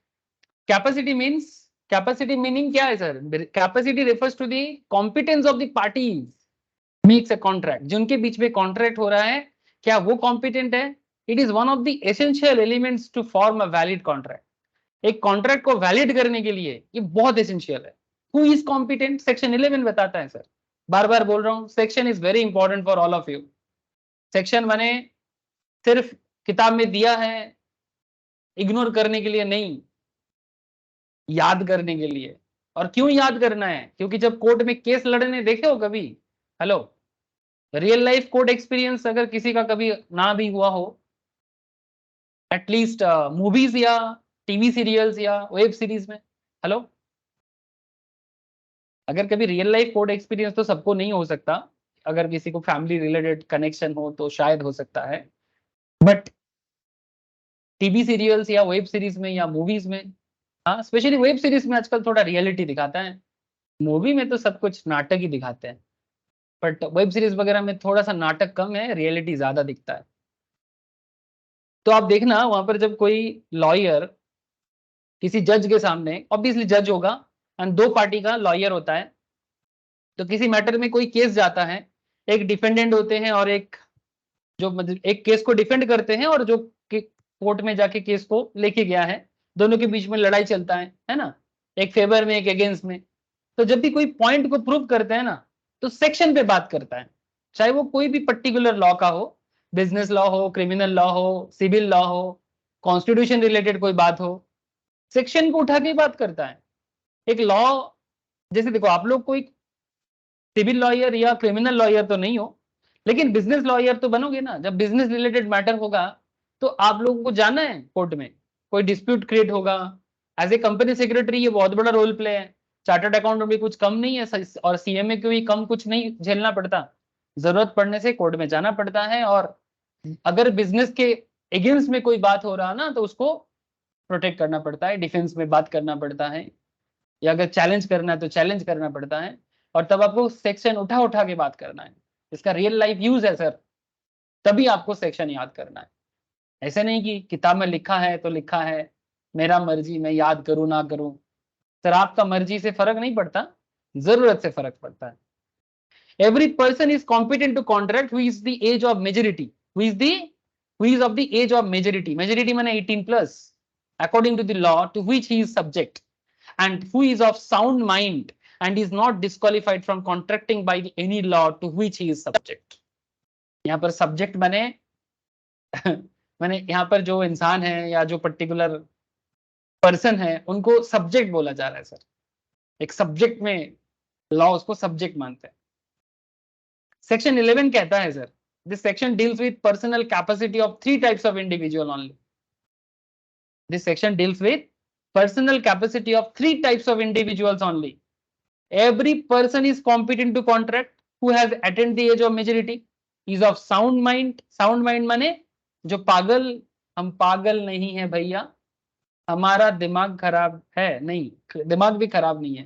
तो फिर से गाना याद आ गया सर, हम पागल नहीं है भैया हमारा दिमाग खराब है। बट यहाँ पर मैं बात करना चाहता हूँ, ना तो हम पागल हैं और ना ही मेरा दिमाग खराब है, मतलब मैं साउंड हूं, ना तो मैं पागल हूं ना तो मेरा दिमाग खराब है। ठीक है, तो साउंड माइंड होना चाहिए। Is not disqualified from contracting by any law which is he is subject, माने कोई लॉ के थ्रू से उनको, किसी लॉ के थ्रू से उनको डिस्क्वालीफाई नहीं किया गया हो, चाहे वो इंडियन लॉ हो या कोई विदेशी कारण भी हो सकता है। ठीक है, वो डिपेंड करता है बड़े केस में, आगे बताएंगे आपको। अच्छा, एज ऑफ मेजोरिटी के बारे में क्या बोलता है? बार बार मेजोरिटी मेजोरिटी चिल्ला रहे हैं, क्या है, कौन सा मेजोरिटी का बात कर रहा है? इन इंडिया, हमारे देश में जो मेजोरिटी के बारे में बात होता है ना, कि आप 18+ हो जाने से आपका वोट देने का राइट कब से आता है सर? हेलो, आप में से सभी को वोट का राइट आ गया? में भी हो सकता है किसी किसी को अभी तक नहीं आया, but please tell me, vote का अधिकार कब आता है आपको?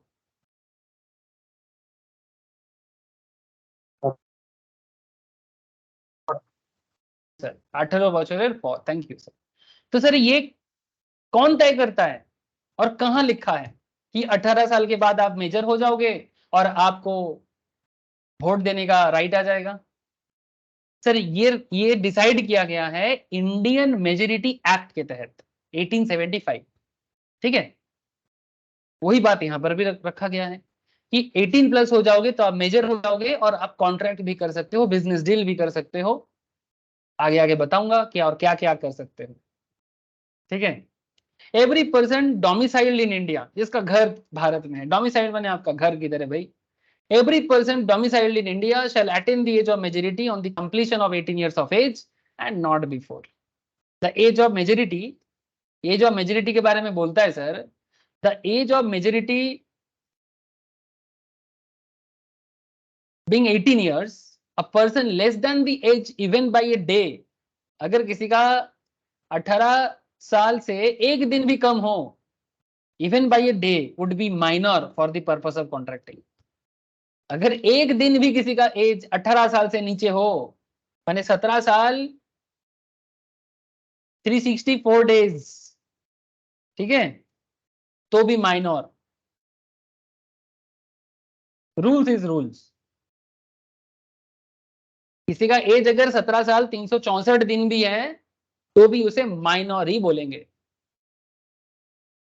रूल्स ऐसा ही बात करता है।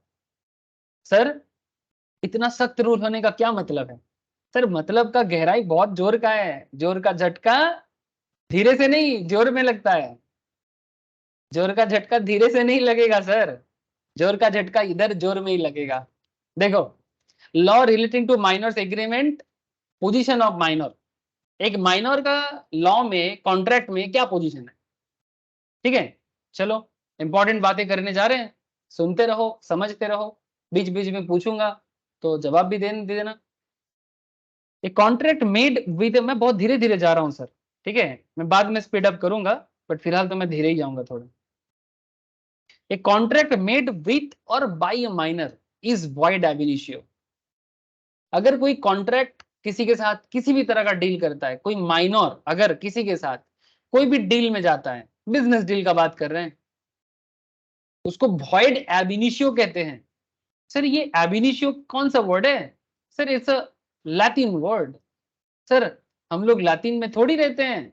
सर रोम का जो लैंग्वेज है उसे लैटिन लैंग्वेज कहते हैं। सर रोम माने सर यूरोप का रोम। सर ये तो हम लोग इंग्लिश में भी कभी कभी रोमन वन ऐसे लिखते हैं, 1 2, ये जो होता है ना, ये रोमन लैंग्वेज है ना, इसको लैटिन भी बोलते हैं। सर फिर हम लोग यहाँ पर सवाल है मन में अगर किसी का कि सर रोमन लैंग्वेज क्यों यूज होता है, इसका एक छोटा सा पॉइंट बताऊंगा। जैसे इंडियन लैंग्वेज संस्कृत से प्रभावित है सर। हमारा जितना भाषा है ना हमारे देश में, हिंदी, कन्नड़, तमिल, उड़िया, असमीज, मणिपुरी, जितना भी लैंग्वेजेस हैं, north Indian, south Indian, West Indian, Gujarati, Marathi, सभी लैंग्वेज का एक पेरेंट लैंग्वेज है एंड दैट इज संस्कृत। ठीक है, तो मैं कहना ये चाहता हूं कि हमारे इंडियन लैंग्वेज में या इंडियन सब कॉन्टिनेंट में भी, इवन श्रीलंका के लैंग्वेज में भी संस्कृत का प्रभाव है। उसी तरह से इवन इंडोनेशियन लैंग्वेज में भी संस्कृत का प्रभाव है बहुत ज्यादा। प्रूफ भी दे सकता हूँ। इंडोनेशिया का जो एयरलाइंस है ना, नेशनल एयरलाइंस, उसका नाम है सर गडुरा। ठीक है, गडुरा एयरलाइंस, तो जो हमारे माइथोलॉजी का जो कैरेक्टर बोला गया है ना सर, गरुड़ एक बहुत बड़ा बर्ड हुआ करता था रामायण के टाइम पे। चलो मैं इतिहास में नहीं जाऊंगा, नहीं तो मैं खुद खो जाता हूँ और आप लोगों को भी इतिहास भूगोल करा दूंगा, छोड़ो। सर कहना क्या चाहते हो? सर मैं इतना कहना चाहता हूँ इंडियन लैंग्वेज में संस्कृत का बड़ा बोलबाला है। सिमिलरली यूरोपियन लैंग्वेज में रोमन लैंग्वेज का बड़ा बोलबाला है। And that is the reason कि अंग्रेज जब अपना लॉ बनाया है तो उसमें जगह जगह में लातिन लैंग्वेज यूज किया है। और हम लोग जो करेंट लेवल का एजुकेशन ले रहे हैं इसमें अंग्रेजों का बड़ा प्रभाव है। क्यों? 200 साल राज करके गया सर, अभी भी उनका चमचागिरी हम लोग छोड़ नहीं पाए। शायद कभी पाएंगे ही, पता नहीं सर, बट जो हकीकत है वो तो है। ट्रूथ इज ट्रूथ, जो करेंटली है वो तो मानना पड़ेगा। शायद किसी को चमचा वर्ड खराब लगे, बट मैं उसके लिए सॉरी ले लेता हूँ। Only for understanding, don't take it is a slang. Sir कहना क्या चाहते हो? जैसे देखो ब्रिटिश लोग अपने लैंग्वेज में बीच बीच में कई बार लॉ में, इकोनॉमिक्स में लैटिन लैंग्वेज यूज करता है, ग्रीक लैंग्वेज भी यूज करता है। अब सवाल आपके मन में है सर याद करना पड़ेगा क्या? सर क्या बोलो सर, करना पड़ेगा। लॉ में पूछते भी हैं, क्वेश्चन पूछते हैं, वॉइड ab initio, और भी काफी सारा आगे आगे मिलेगा, बताऊंगा जब आएगा तब बोलूंगा आगे से क्या करेंगे सर। तो वॉइड ab initio माने जो शुरू से ही कैंसिल है। वॉइड का मतलब होता है कैंसिल, एंड ab initio माने इनिशियल स्टेज से, सिंपल बात है। A contract made with or by a minor is void ab initio। Contract के माइनर के साथ कॉन्ट्रैक्ट करोगे मतलब शुरू से ही कैंसिल है। A minor is not competent to contract and any agreement with or by a minor, with or by a minor is void from the very beginning. This is the basic concept. इसका case जब बना था 1903 में हुआ था sir. इसका जो landmark case बना था, जो जजमेंट आया था in the leading case of मोहरी बीबी वर्सेस धर्मोदास घोष। सर इनको भी याद करना है? हाँ सर, इन्हें भी याद करना है। लॉ का पेपर है सर, केस लॉ याद रखना पड़ता है रेफरेंस के तौर पे, क्योंकि कोर्ट ऑफ लॉ में इस केस को रेफरेंस के तौर पे यूज किया जाता है कि मोहरी बीबी एंड धर्मोदास के केस में ऐसा हुआ था, तो हम लोग उस केस को रेफर करके ये वाला केस का भी कंक्लूजन कर सकते हैं। इसीलिए आप लोगों को भी ये सब रेफरेंस केस लॉ याद रखना पड़ता है। In the leading case of Mohori Bibi versus Dharmodas Ghosh, a minor borrowed 20,000 from B. कोई माइनर था जो बी बोल के कोई इंसान से एक पैसा उधार लिया था 20,000 का। As a security for the same, executed a mortgage in his favor. ठीक है, बदले में कुछ मॉर्गेज भी रखा था। A minor borrowed 20,000 from B and as a security for the same, executed a mortgage in his favor. मतलब 20,000 का धार लेने के लिए अपना कुछ मॉर्गेज भी रखा था सिमिलर वैल्यूएशंस का। He became a major few months later.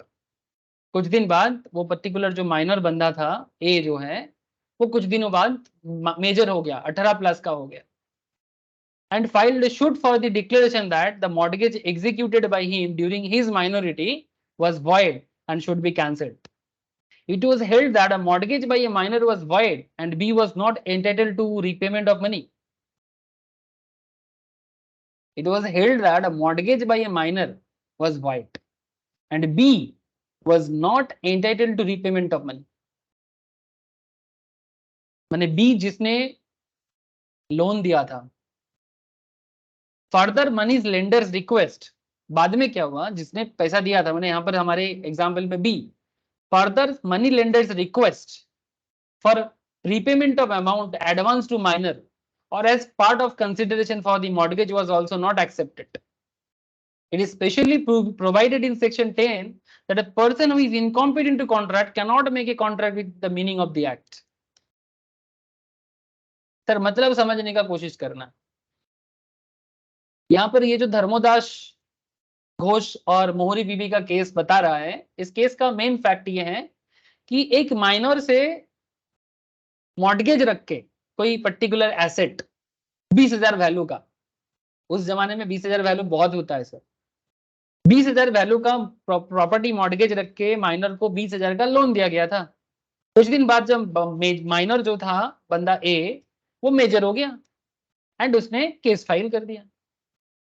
Declaration that the mortgage executed by him during his minority was void, क्यों एंड शुड बी कैंसिल्ड। और क्यों बोल रहे हैं, because mortgage bye a minor was void, because minor के साथ तो contract हो ही नहीं सकता।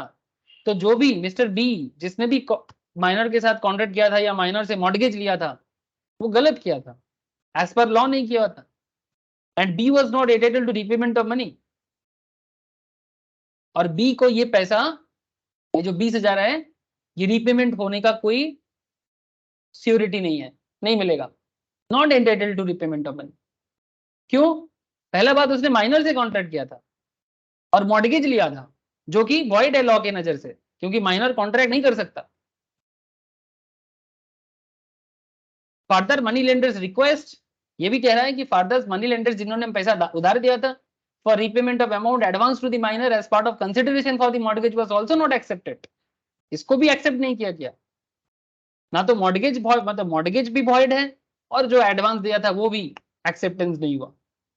और इस बात को स्पेशली प्रोवाइड किया गया सेक्शन 10 में कि जो इनकॉम्पिटेंट है, जैसे कि माइनर इनकॉम्पिटेंट है कॉन्ट्रैक्ट करने के लिए, आप कैसे माइनर के साथ कॉन्ट्रैक्ट कर सकते हैं। इसीलिए आप लोग आज के डेट में बैंक अकाउंट ऐसे माइनर ओपन नहीं कर सकता। हाँ, माइनर बैंक अकाउंट आजकल एक होता है बट वो भी गार्जियन के परमिशन से होता है, फुल अकाउंट नहीं होता है, ठीक है, गार्जियन को फेवर में रहना पड़ता है तभी जाके माइनर का अकाउंट हो सकता है ना सर। माइनर के नाम पे एटीएम कार्ड वगैरह ये सब इशू नहीं होता है क्योंकि माइनर कॉन्ट्रैक्ट नहीं कर सकता। बात समझ में आ रहा है सर? हेलो बोलो सर, বোঝা যাচ্ছে ব্যাপারগুলো? হ্যাঁ স্যার। हाँ सर। हाँ sir. Okay sir. Second point कहते हैं अगेन माइनर के बारे में, नो रेटिफिकेशन, माने रेटिफिकेशन माने बेसिकली मतलब सहमति जताना, ठीक है। No ratification after attaining majority, a minor can not ratify the agreement on attaining the majority as the original agreement is void ab initio and a void agreement can never be ratified. जो cancel है वो cancel है, अगर कोई शुरू से cancel है तो शुरू से कैंसिल है, ऐसा नहीं कि मेजर बनने के बाद उसमें अप्रूवल आ जाएगा। रेटिफिकेशन माने अप्रूव, ओके, अप्रूव करना। ऐसा नहीं कि जब माइनर थे तब गलत था, अब मेजर हो गया तो सही हो गया, नहीं सर। लॉ क्या कहता है, अगर किसी का एज 17 साल 364 डेज भी हैं, हम उसे माइनर कहते हैं, हम उसे मेजर नहीं कह सकते। तो इसका मतलब क्या है, अगर माइनर हालत में किसी के साथ भी कोई कॉन्ट्रैक्ट हो गया हो, वो शुरू से ही वॉइड एब इनिशियो है। अब वॉइड एब इनिशियो है माने स्टार्टिंग से ही कैंसिल है। अब तुम अचानक से एक दिन बाद मेजर हो जाओगे अब फिर बोलोगे नहीं अब तो ठीक हो गया, नहीं सर। जिसका स्टार्टिंग गलत है वो गलत ही माना जाएगा, वो बाद में सही नहीं हो पाएगा। ठीक है, एग्जाम्पल दिया एक, चलो देखते हैं। X a minor makes a promissory note in the name of Y. मैं समझाता हूँ प्रॉमिसरी नोट, ये अकाउंट्स में आप लोग क्लास 11 में कराया जाता है सर। जो लोग 11th क्लास में बिल्स ऑफ एक्सचेंज चैप्टर पढ़े हो कॉमर्स में, उन्हें पता होगा बिल्स ऑफ एक्सचेंज में प्रॉमिसरी नोट सबसे पहले पढ़ा जाता है। लेकिन फिर भी मैं दिखाता हूँ प्रॉमिसरी नोट क्या है। एक से minor makes a promissory note in the name of Y, on attaining majority he can not ratify it and he makes a new promissory note in place of old one. Here the new promissory note which is executed after attaining majority is also void, being without consideration.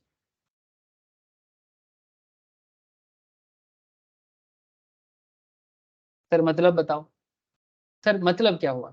तो सबसे पहले तो मैं आपको एक promissory note दिखाता हूँ। Promissory note और कुछ भी नहीं, आज के डेट में जैसे चेक होता है ना, पोस्ट डेटेड चेक, ठीक है, आप जब किसी को चेक देते हो, आप जब किसी को चेक प्रोवाइड करते हो पेमेंट करने के लिए, तो वो आपका चेक लेके बैंक में जमा करते हैं और सर्टेन डेज के बाद वो चेक एनकैश होके आपके अकाउंट में क्रेडिट हो जाता है। तो बिल्स ऑफ एक्सचेंज में एक तरह का इंस्ट्रूमेंट बोलते हैं इसको, नेगोशिएबल इंस्ट्रूमेंट। क्या बोलते हैं सर, नेगोशिएबल इंस्ट्रूमेंट। ये भी एक एक्ट है, इस एक्ट को भी पढ़ाया जाता है बिजनेस लॉ के अंदर, 1881 वाला। ठीक है, जिन लोगों के सिलेबस में है उनको पढ़ाया जाएगा, डोंट वरी। सबके सिलेबस में किसी को फाउंडेशन में पढ़ाते हैं, तो किसी को इंटरमीडिएट में पढ़ाते हैं, तो किसी को फाइनल में पढ़ाते हैं, डिपेंड करता है केस टू केस। मैंने सीएस सीएमए के केस में बता रहा हूँ, पर ठीक है जब मौका मिलेगा ये भी जान लेना। और अकाउंट्स में तो इसका ट्रीटमेंट होता है सर बिल्स ऑफ एक्सचेंज का।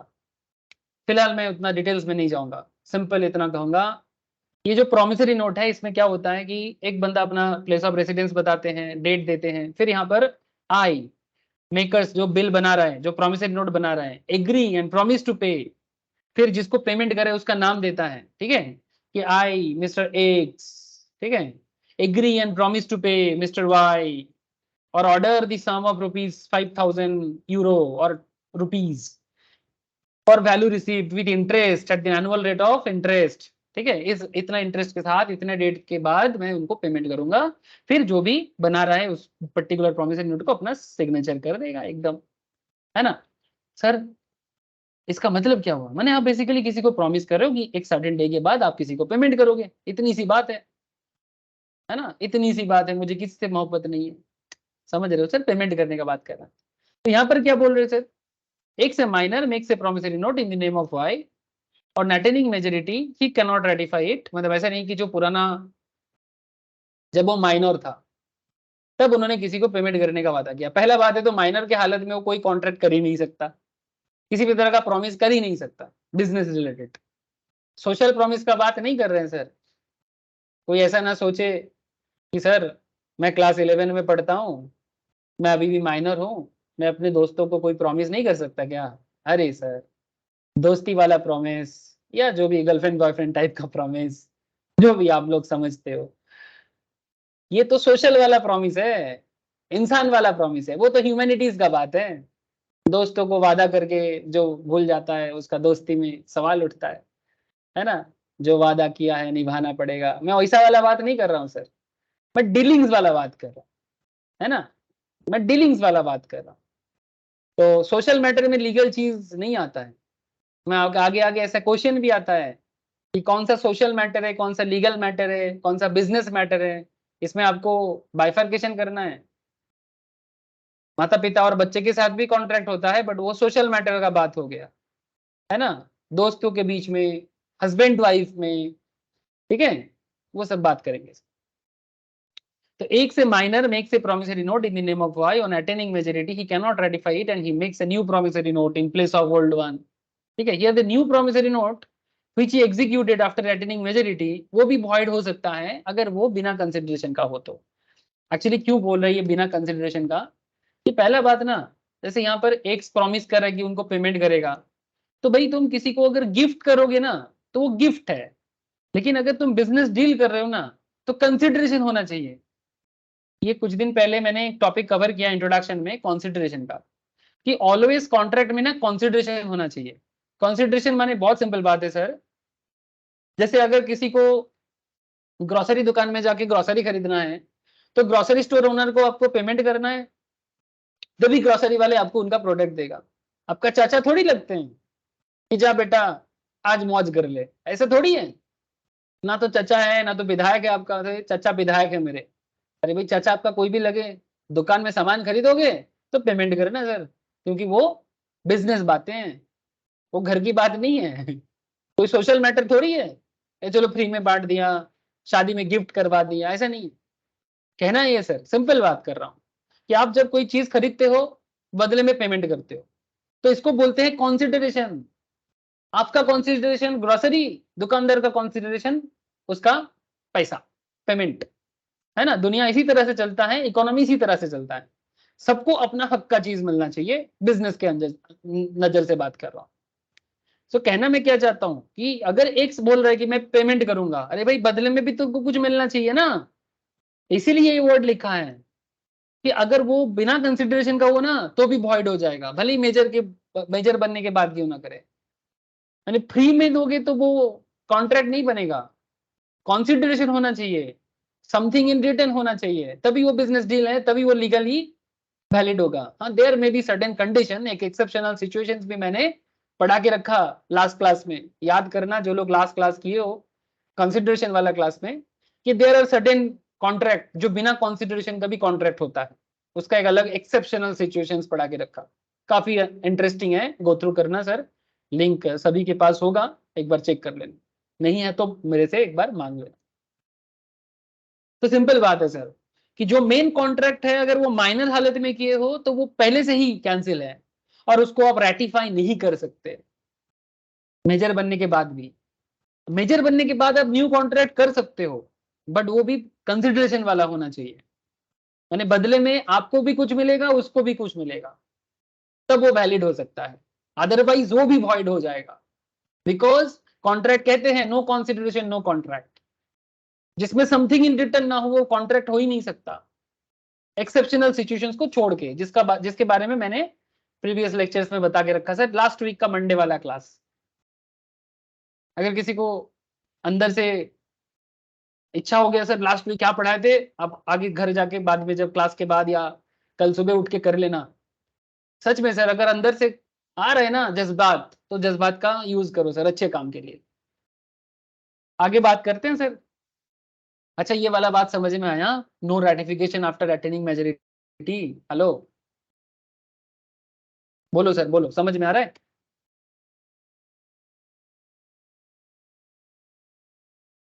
या सब ज्यादा लोड हो जा रहे क्या? अरे मैं तो सब नॉर्मल बात कर रहा हूँ, असीमा, अयन, थोड़ा थोड़ा कोनिका, थोड़ा थोड़ा क्यों सुमित, ऐसा तो मैं कुछ आउट ऑफ वर्ल्ड बात किया ही नहीं। Yes sir. सर वो बिजी हो जा रहा है ना आपका दूसरा बात से, यार पढ़ाई का दूसरा बात से। हाँ सर बोलो। वो है ना आप मतलब सब्जेक्ट वाइज में अलग हो जा रहा है और आपका स्टोरीज अलग हो जा रहा है सर। स्टोरी अलग हो जा रहा है, सब्जेक्ट मैटर अलग हो जा रहा है, हाँ सर। मतलब मैं समझा नहीं, ऐसा क्या चीज मैंने सब्जेक्ट मैटर अलग बोल दिया, बोलो। नहीं सर ऐसे ठीक लग रहा है, मतलब जो एक्स्ट्रा जो सर जो स्टोरी से वो ज्यादा इंटरेस्टिंग है पढ़ाई से, ऐसा। ओ अच्छा, नहीं सर वो स्टोरी तो इसलिए बोल देता हूँ थोड़ा आप लोगों का कंसंट्रेशन लेने के लिए, आगे आगे इतना स्टोरी करूंगा तो फिर आप लोग भी पागल हो जाओगे, थोड़ा धीरे धीरे स्टोरी कम भी करते हैं। सर वो तो होता ही है, कहानी हमेशा प्रॉक्सी क्लास में बचपन में जब टीचर आता था ना, तो प्रॉक्सी क्लास में हम लोग टीचर को बोलते थे कि टीचर सर आप ना पढ़ाओ मत, सिर्फ स्टोरी सुनाओ। तो स्टोरी सुनने में बच्चे लोगों को हमेशा अच्छा लगता है, कोई बात नहीं सर। देखो अच्छा, minor can be a beneficiary और can take benefit out of a contract. Minor can be a beneficiary और can take benefit out of a contract. माने सर ये बहुत खतरनाक एग्जांपल है। खतरनाक माने सर एक माइनर कॉन्ट्रैक्ट नहीं कर सकता है ना, लेकिन सर माइनर बेनिफिट का कॉन्ट्रैक्ट कर सकता है।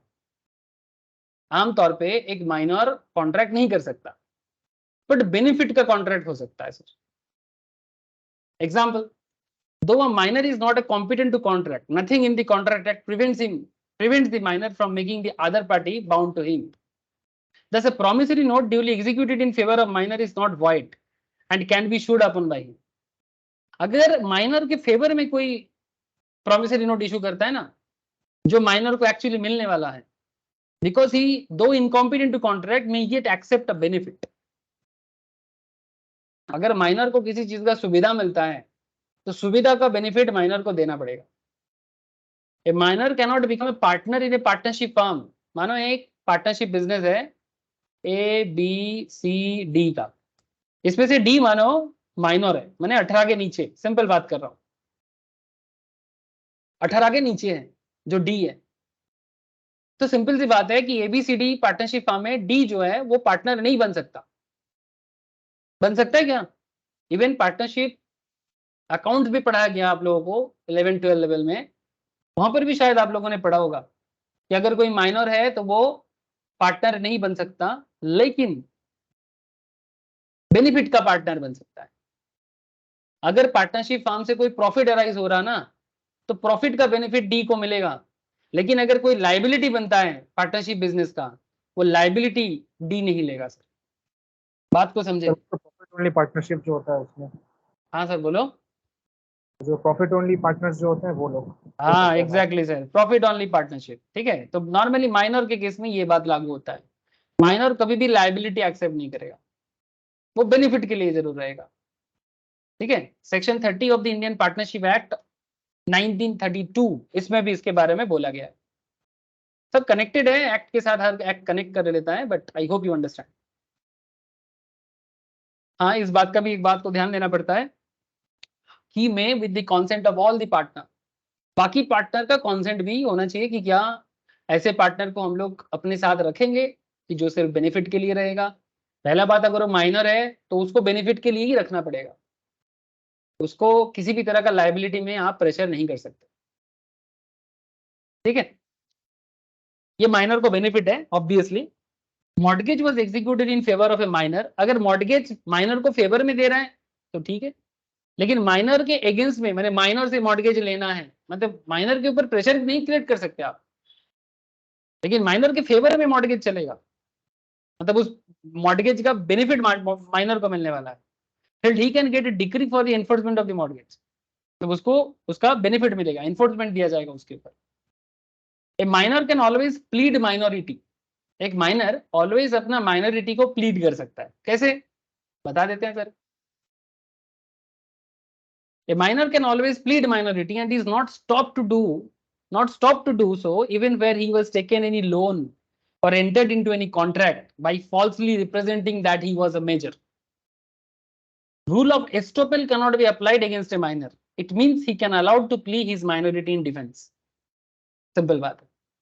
मतलब पहले उसने अपने खुद को मेजर बता दिया, खुद को पहले उसने मेजर बना लिया, बात को समझे, खुद को पहले मेजर बना लिया, फिर उसने लोन ले लिया, फिर बाद में जब लायबिलिटी जनरेट हो गया तब बोले मैं तो माइनर हूं। क्या वैसा वो बोल सकता है अपने डिफेंस के लिए? The answer is yes. Example थोड़ा दिया है, थोड़ा देख लो सर।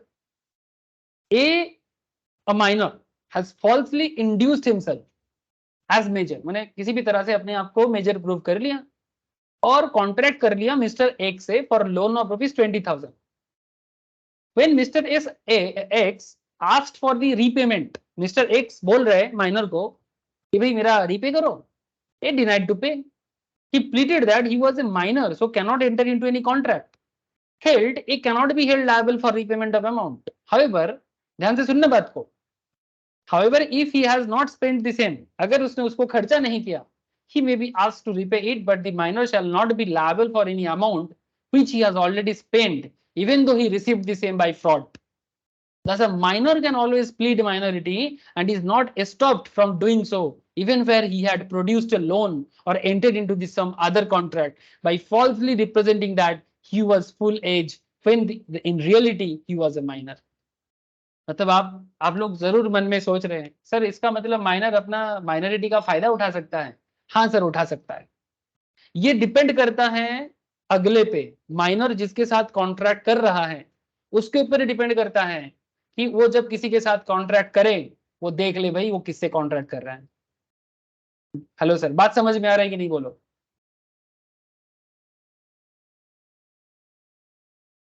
माइनर अपना माइनॉरिटी का बेनिफिट ले सकता है, और अगर इस बेनिफिट के ऊपर डिपेंड करके वो किसी को धोखा दे रहा है तो ये जो इसके साथ कॉन्ट्रैक्ट कर रहा है उसका रिस्पॉन्सिबिलिटी है कि वो कोई माइनर से किसी भी तरह गलती से ना फंसे, क्योंकि फंसने पे प्रॉब्लम मेजर का होगा, माइनर का नहीं। क्योंकि माइनर अपना गिल्टी जो भी है ना उसको हमेशा बचाव की तरफ लेके जाया जाएगा।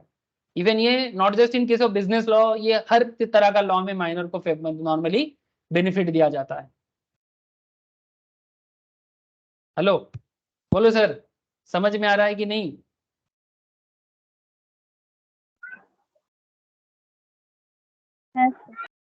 आगे बढ़ सकते हैं सर? ओके। हाँ सर। लाइबिलिटी फॉर नेसेसरीज, जरूरत का लाइबिलिटी, लाइबिलिटी फॉर नेसेसरीज माने ये थोड़ा डिफरेंट केस आपको यहाँ पर देखने को मिलेगा।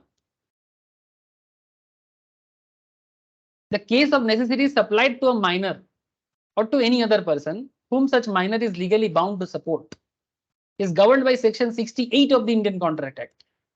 A claim for necessaries supplied to a minor is enforceable by law, but a minor is not liable for any price that he may promise and never for more than that the value of necessaries. There is no personal liability of the minor, but only his property is liable. मैं समझाता हूँ, बड़ा interesting खेल है और बहुत important माना जाता है इस केस को। सेक्शन 68 में ये जो डील किया जाता है ना कॉन्ट्रैक्ट एक्ट में, वेरी इंटरेस्टिंग। देखो इसका एग्जाम्पल देखो, आपको क्लैरिटी हो जाएगा। पढ़ने से बहुत कुछ पढ़ सकते हैं बट थोड़ा सा एग्जाम्पल देखो। श्रुति being a minor purchased a laptop for her online classes of 70,000 on credit. It could pay only. The shopkeeper could not hold Shruti personally liable and could recover only amount recoverable through her asset, that is up to 20,000.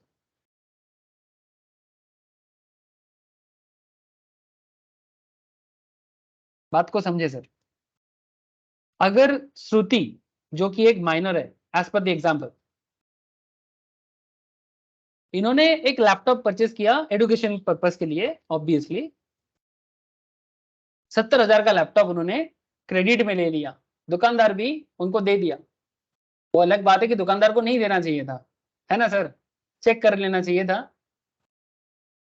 अब श्रुति कैसे भी करके ले तो लिया, बाद में दुकानदार जब पेमेंट कलेक्शन करने के लिए सोच रहे हैं कि भाई मेरा 70,000 तो क्रेडिट पे चला गया, तो क्यों ना मेरा 70,000 वापस लिया जाए, श्रुति को पकड़ा जाए और उससे पैसा लिया जाए। तो तब दुकानदार को पता चला भाई श्रुति तो माइनर है। लेकिन यहाँ पर ये चीज देखना पड़ेगा सर, श्रुति कितने के लिए लायबल होंगे। अब श्रुति का प्रॉपर्टी चेक किया जाएगा।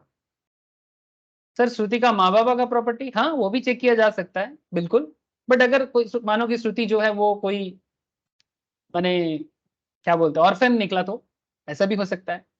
तो प्रॉपर्टी चेक करके पता चला ऑर्फन भी हो सकता है या फिर ऐसा भी हो सकता है कि गरीब घर से है।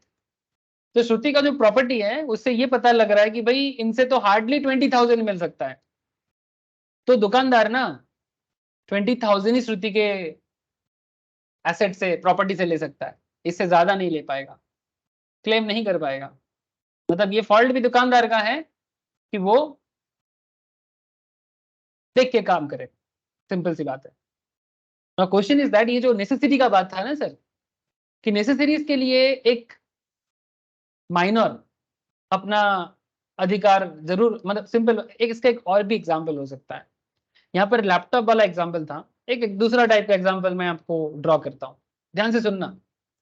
मानो श्रुति लैपटॉप नहीं सर, श्रुति एक गरीब मतलब रिच फैमिली का बच्चा मानो, ठीक है, खो गया सर। श्रुति का एज मान के चलते हैं 5 साल, ठीक है।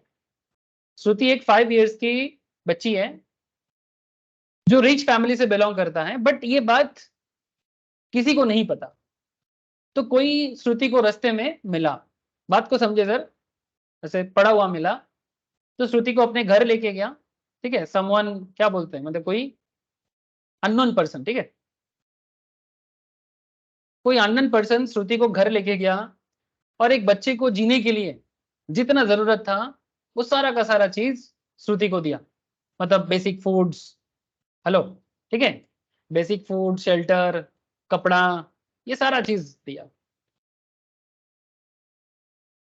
ध्यान से सुनना सर। लेकिन मानो श्रुति जो रिच फैमिली से बिलोंग करता है, ये कुछ दिन बाद पता चला, तो ये जो अननोन पर्सन है ये अभी दिमाग आट रहा है कि भाई किसी का बच्चा गुम हो गया है, अब अच्छा मौका मिला, अच्छा डील मिल गया, ये बच्चा देंगे लेकिन अच्छा खासा पैसा लेंगे। तो फिर इन्होंने क्या किया, ये जो अननोन पर्सन है ये श्रुति को ना एसी वगैरह घर बना के उसको रखना चालू किया, माने लग्जरी फैसिलिटीज देना चालू कर दिया, ठीक है।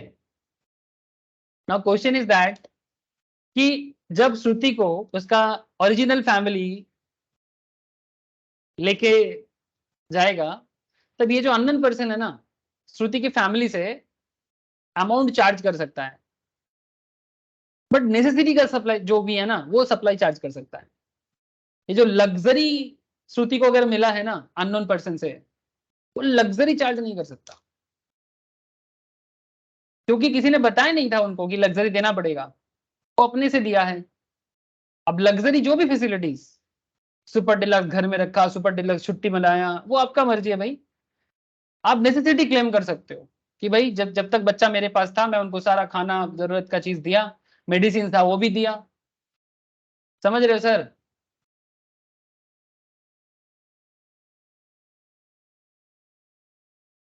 Necessities means those things that are essentially needed by a minor. They cannot include luxuries or costly or unnecessary article. Necessities extend to all such things as reasonable persons would supply to an infant in that class or society to which the infant belongs. Class और society का बात इसलिए कर रहे हैं, normally एक होता है ना सर, सोसाइटी का मैटर करता है। जैसे हमारे समाज में हम लोग को 3-4 अलग अलग स्ट्रेटा देखने को मिलता है, रिच क्लास, मिडिल क्लास, ठीक है, हायर मिडिल क्लास, ठीक है, गरीब माने पोर। अब जिसका जैसा रहन सहन उसके हिसाब से बात कर रहा है। Expenses on minor's education, on funeral ceremonies come within scope of what necessaries, ठीक है, ये सब भी नेसेसरीज के अंदर आता है। तो नेसेसरीज का डिमांड कर सकते हैं, लग्जरीज का डिमांड नहीं कर सकते। The whole question turns upon the minor status in life, मतलब माइनर का स्टेटस क्या है लाइफ में। Utility rather than ornament is the criteria. यूटिलिटी rather than ornament is the criteria. अगर कोई भी किसी बच्चे को किसी भी तरह का चीजें सप्लाई करते हैं और बाद में उसके प्रॉपर्टी से क्लेम करता है, तो कितना क्लेम कर सकता है, ये सब्जेक्ट टू प्रूवमेंट है कि भाई वो बच्चा किस सोसाइटी में पाया गया, वो सोसाइटी उसने क्या दिया, सारा चीज मैटर करता है। उसके ऊपर डिपेंड करता है कि कितना क्लेम कोई कर सकता है। मैं आशा करता हूं कि आपको बात समझ में आ रहा है। Hello, liability for necessaries. Hello बोलो सर। Yes, 2-3 sir. एग्जांपल बताएं सर, ठीक है। कि एक माइनर का जो ये लाइबिलिटी फॉर नेसेसरीज है, ये किस तक, मतलब किस हद तक वैलिडिटी रहेगा। अब लॉ को पढ़ो ना तब भी समझ जाओगे। The case of necessary supplied to a minor or to any other person whom such minor is legally bound to support is governed by section 68 of Indian Contract Act, is governed by section 68 of Indian Contract Act. क्या बताते आगे, a claim for necessity supplied to a minor is enforceable by law, but a minor is not liable for any price that he may promise and never for more than the value of the necessaries. There is no personal liability of the minor but only his property is liable. The renders minors to render minors estate liable for necessaries two condition must be satisfied. The contract must be for the goods reasonably necessary for his support in the station in life. ठीक है, जो मतलब जीने के लिए जरूरी है, necessary है, and minor must not have already sufficient supply of this necessities. ये कंडीशन पे डिपेंड करता है कि जो भी उसको कुछ भी सप्लाई करेगा वो कितना क्लेम कर सकता है. Contract by guardian, minor's agreement is void. देखो, लेकिन अगर कोई गार्जियन माइनर के बिहाफ में कॉन्ट्रैक्ट करता है, कितना दूर तक इन्फोर्सिएबल माना जा सकता है? इन्फोर्सिएबल माने लागू लॉ में. दो अ माइनर्स एग्रीमेंट इज वॉइड, हम लोग स्टार्टिंग से बोल रहे हैं वॉइड माने cancel. His guardian can, under certain circumstances, enter into a valid contract on minor's behalf. Whether the guardian makes a contract for the minor, which is within his competence and which is for the benefit of the minor, there will be valid contract. अगर वो minor के benefit के लिए है तो बच्चे का माँ बाबा या guardian बच्चे के behalf पे contract कर सकता है, लेकिन वो बच्चे के benefit के लिए होना चाहिए. Which the minor can enforce, और उसको valid भी किया जा सकता है.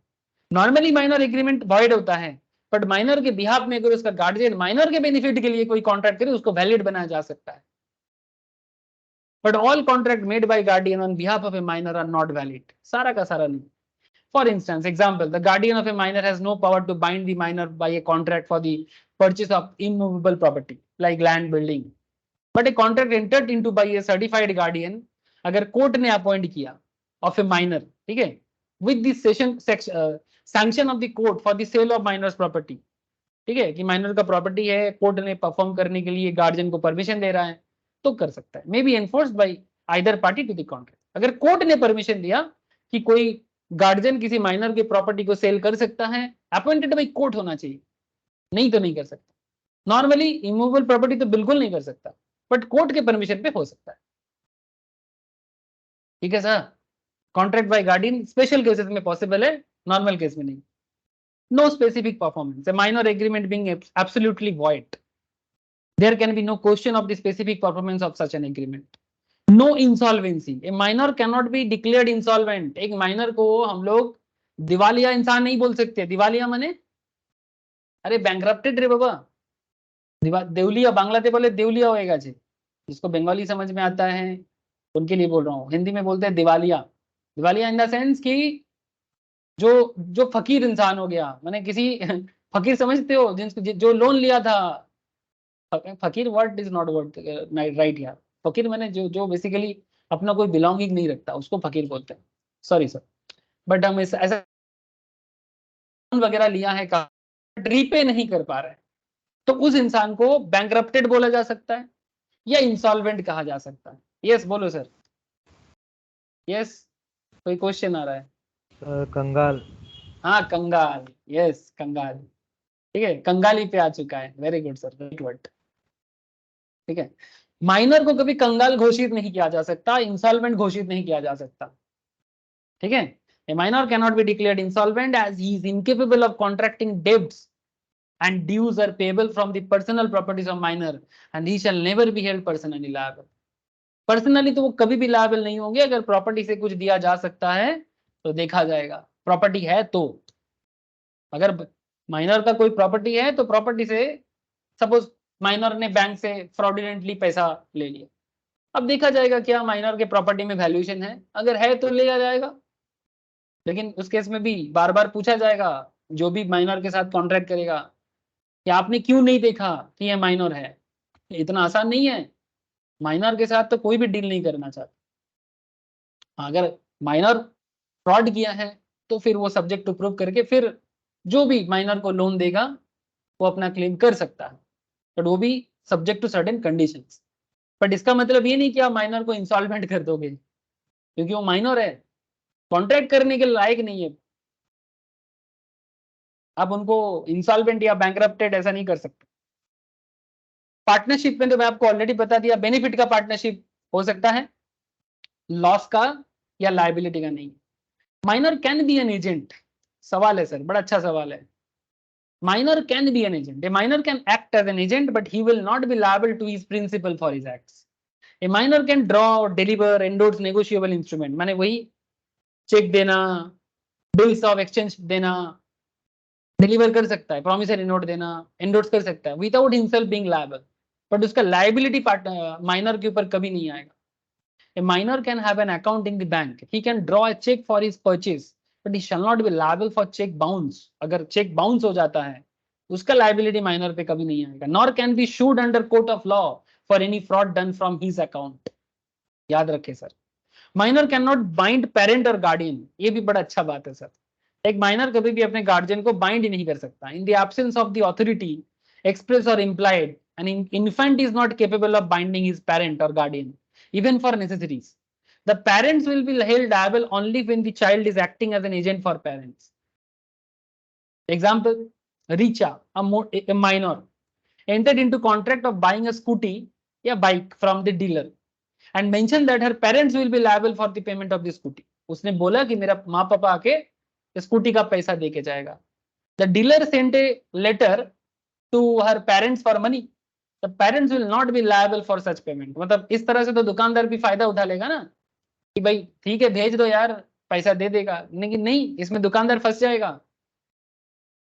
इसलिए कोई माइनर अपने माँ बाबा को बाइंड नहीं कर सकता. The parents will not be liable for such payment as the contract was entered by a minor in their absence, out of their knowledge. लेकिन हाँ, अगर कोई माता पिता अपने माइनर बच्चे को अपना एजेंट बना के दुकानदार के पास भेजता है ऑन बिहाफ ऑफ पेरेंट्स, अगर बच्चा जाता है तो फिर वो कॉन्ट्रैक्ट वैलिड माना जाएगा. मतलब उसमें गार्जियन का साइन रहेगा.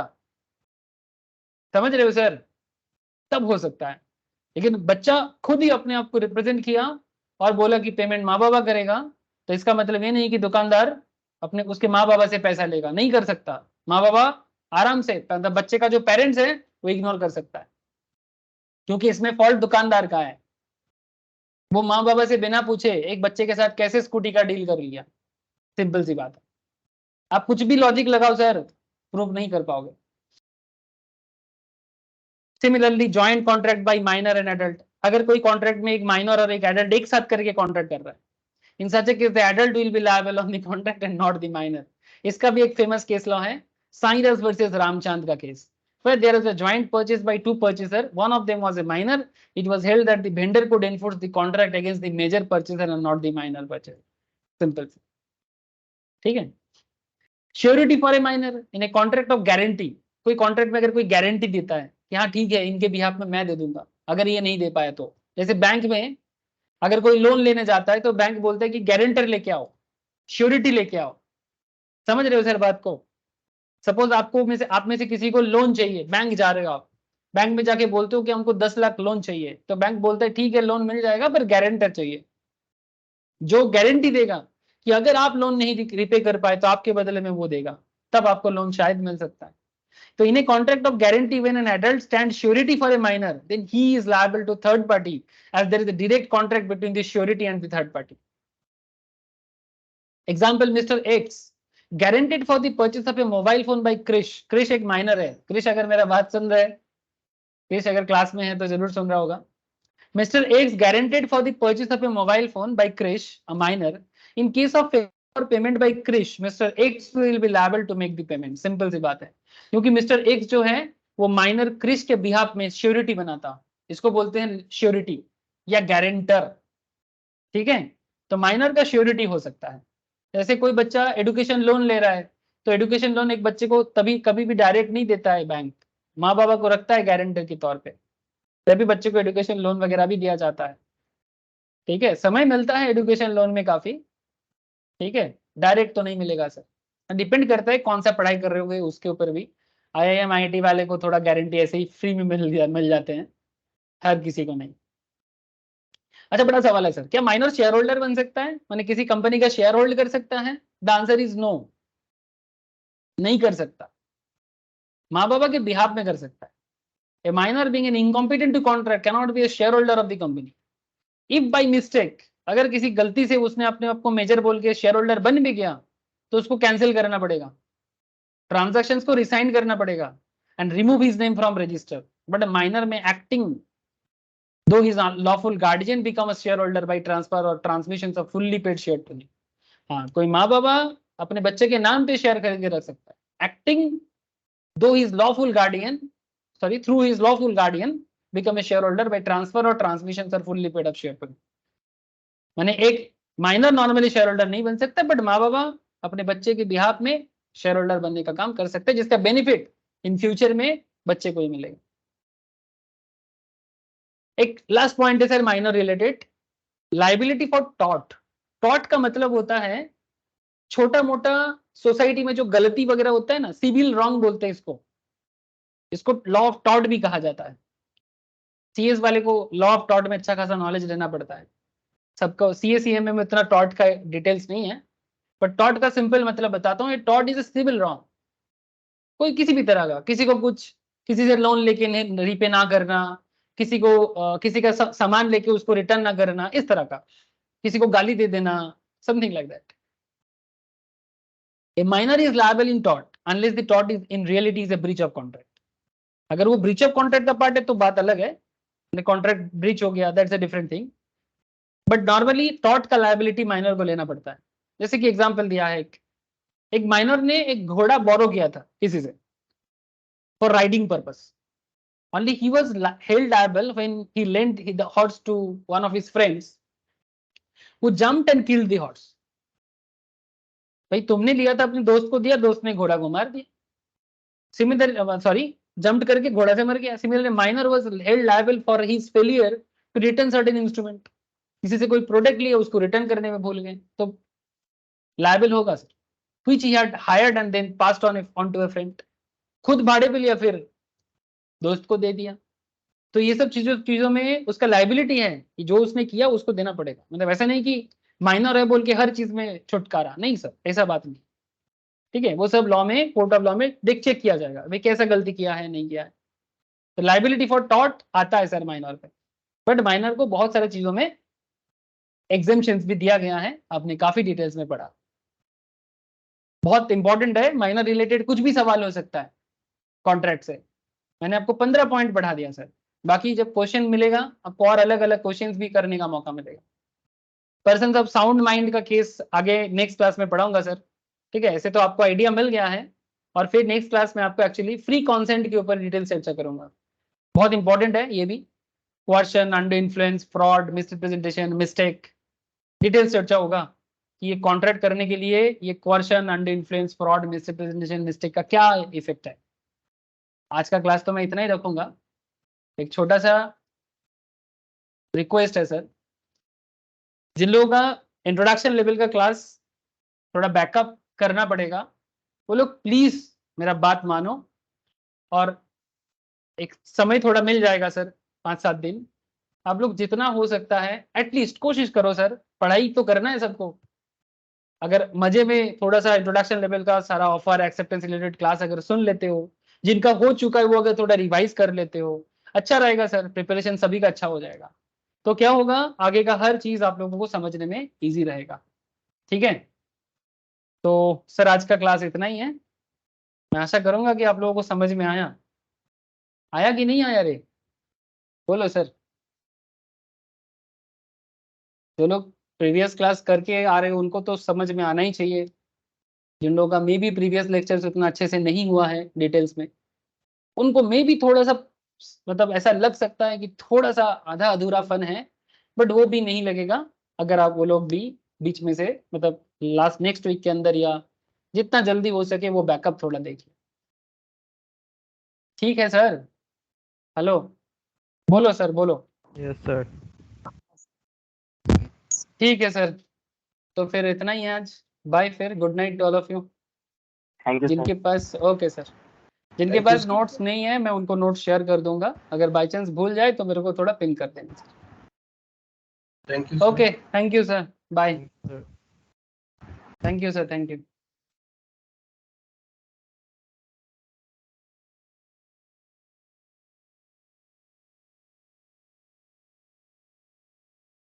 Thank you sir. Thank you Sahil.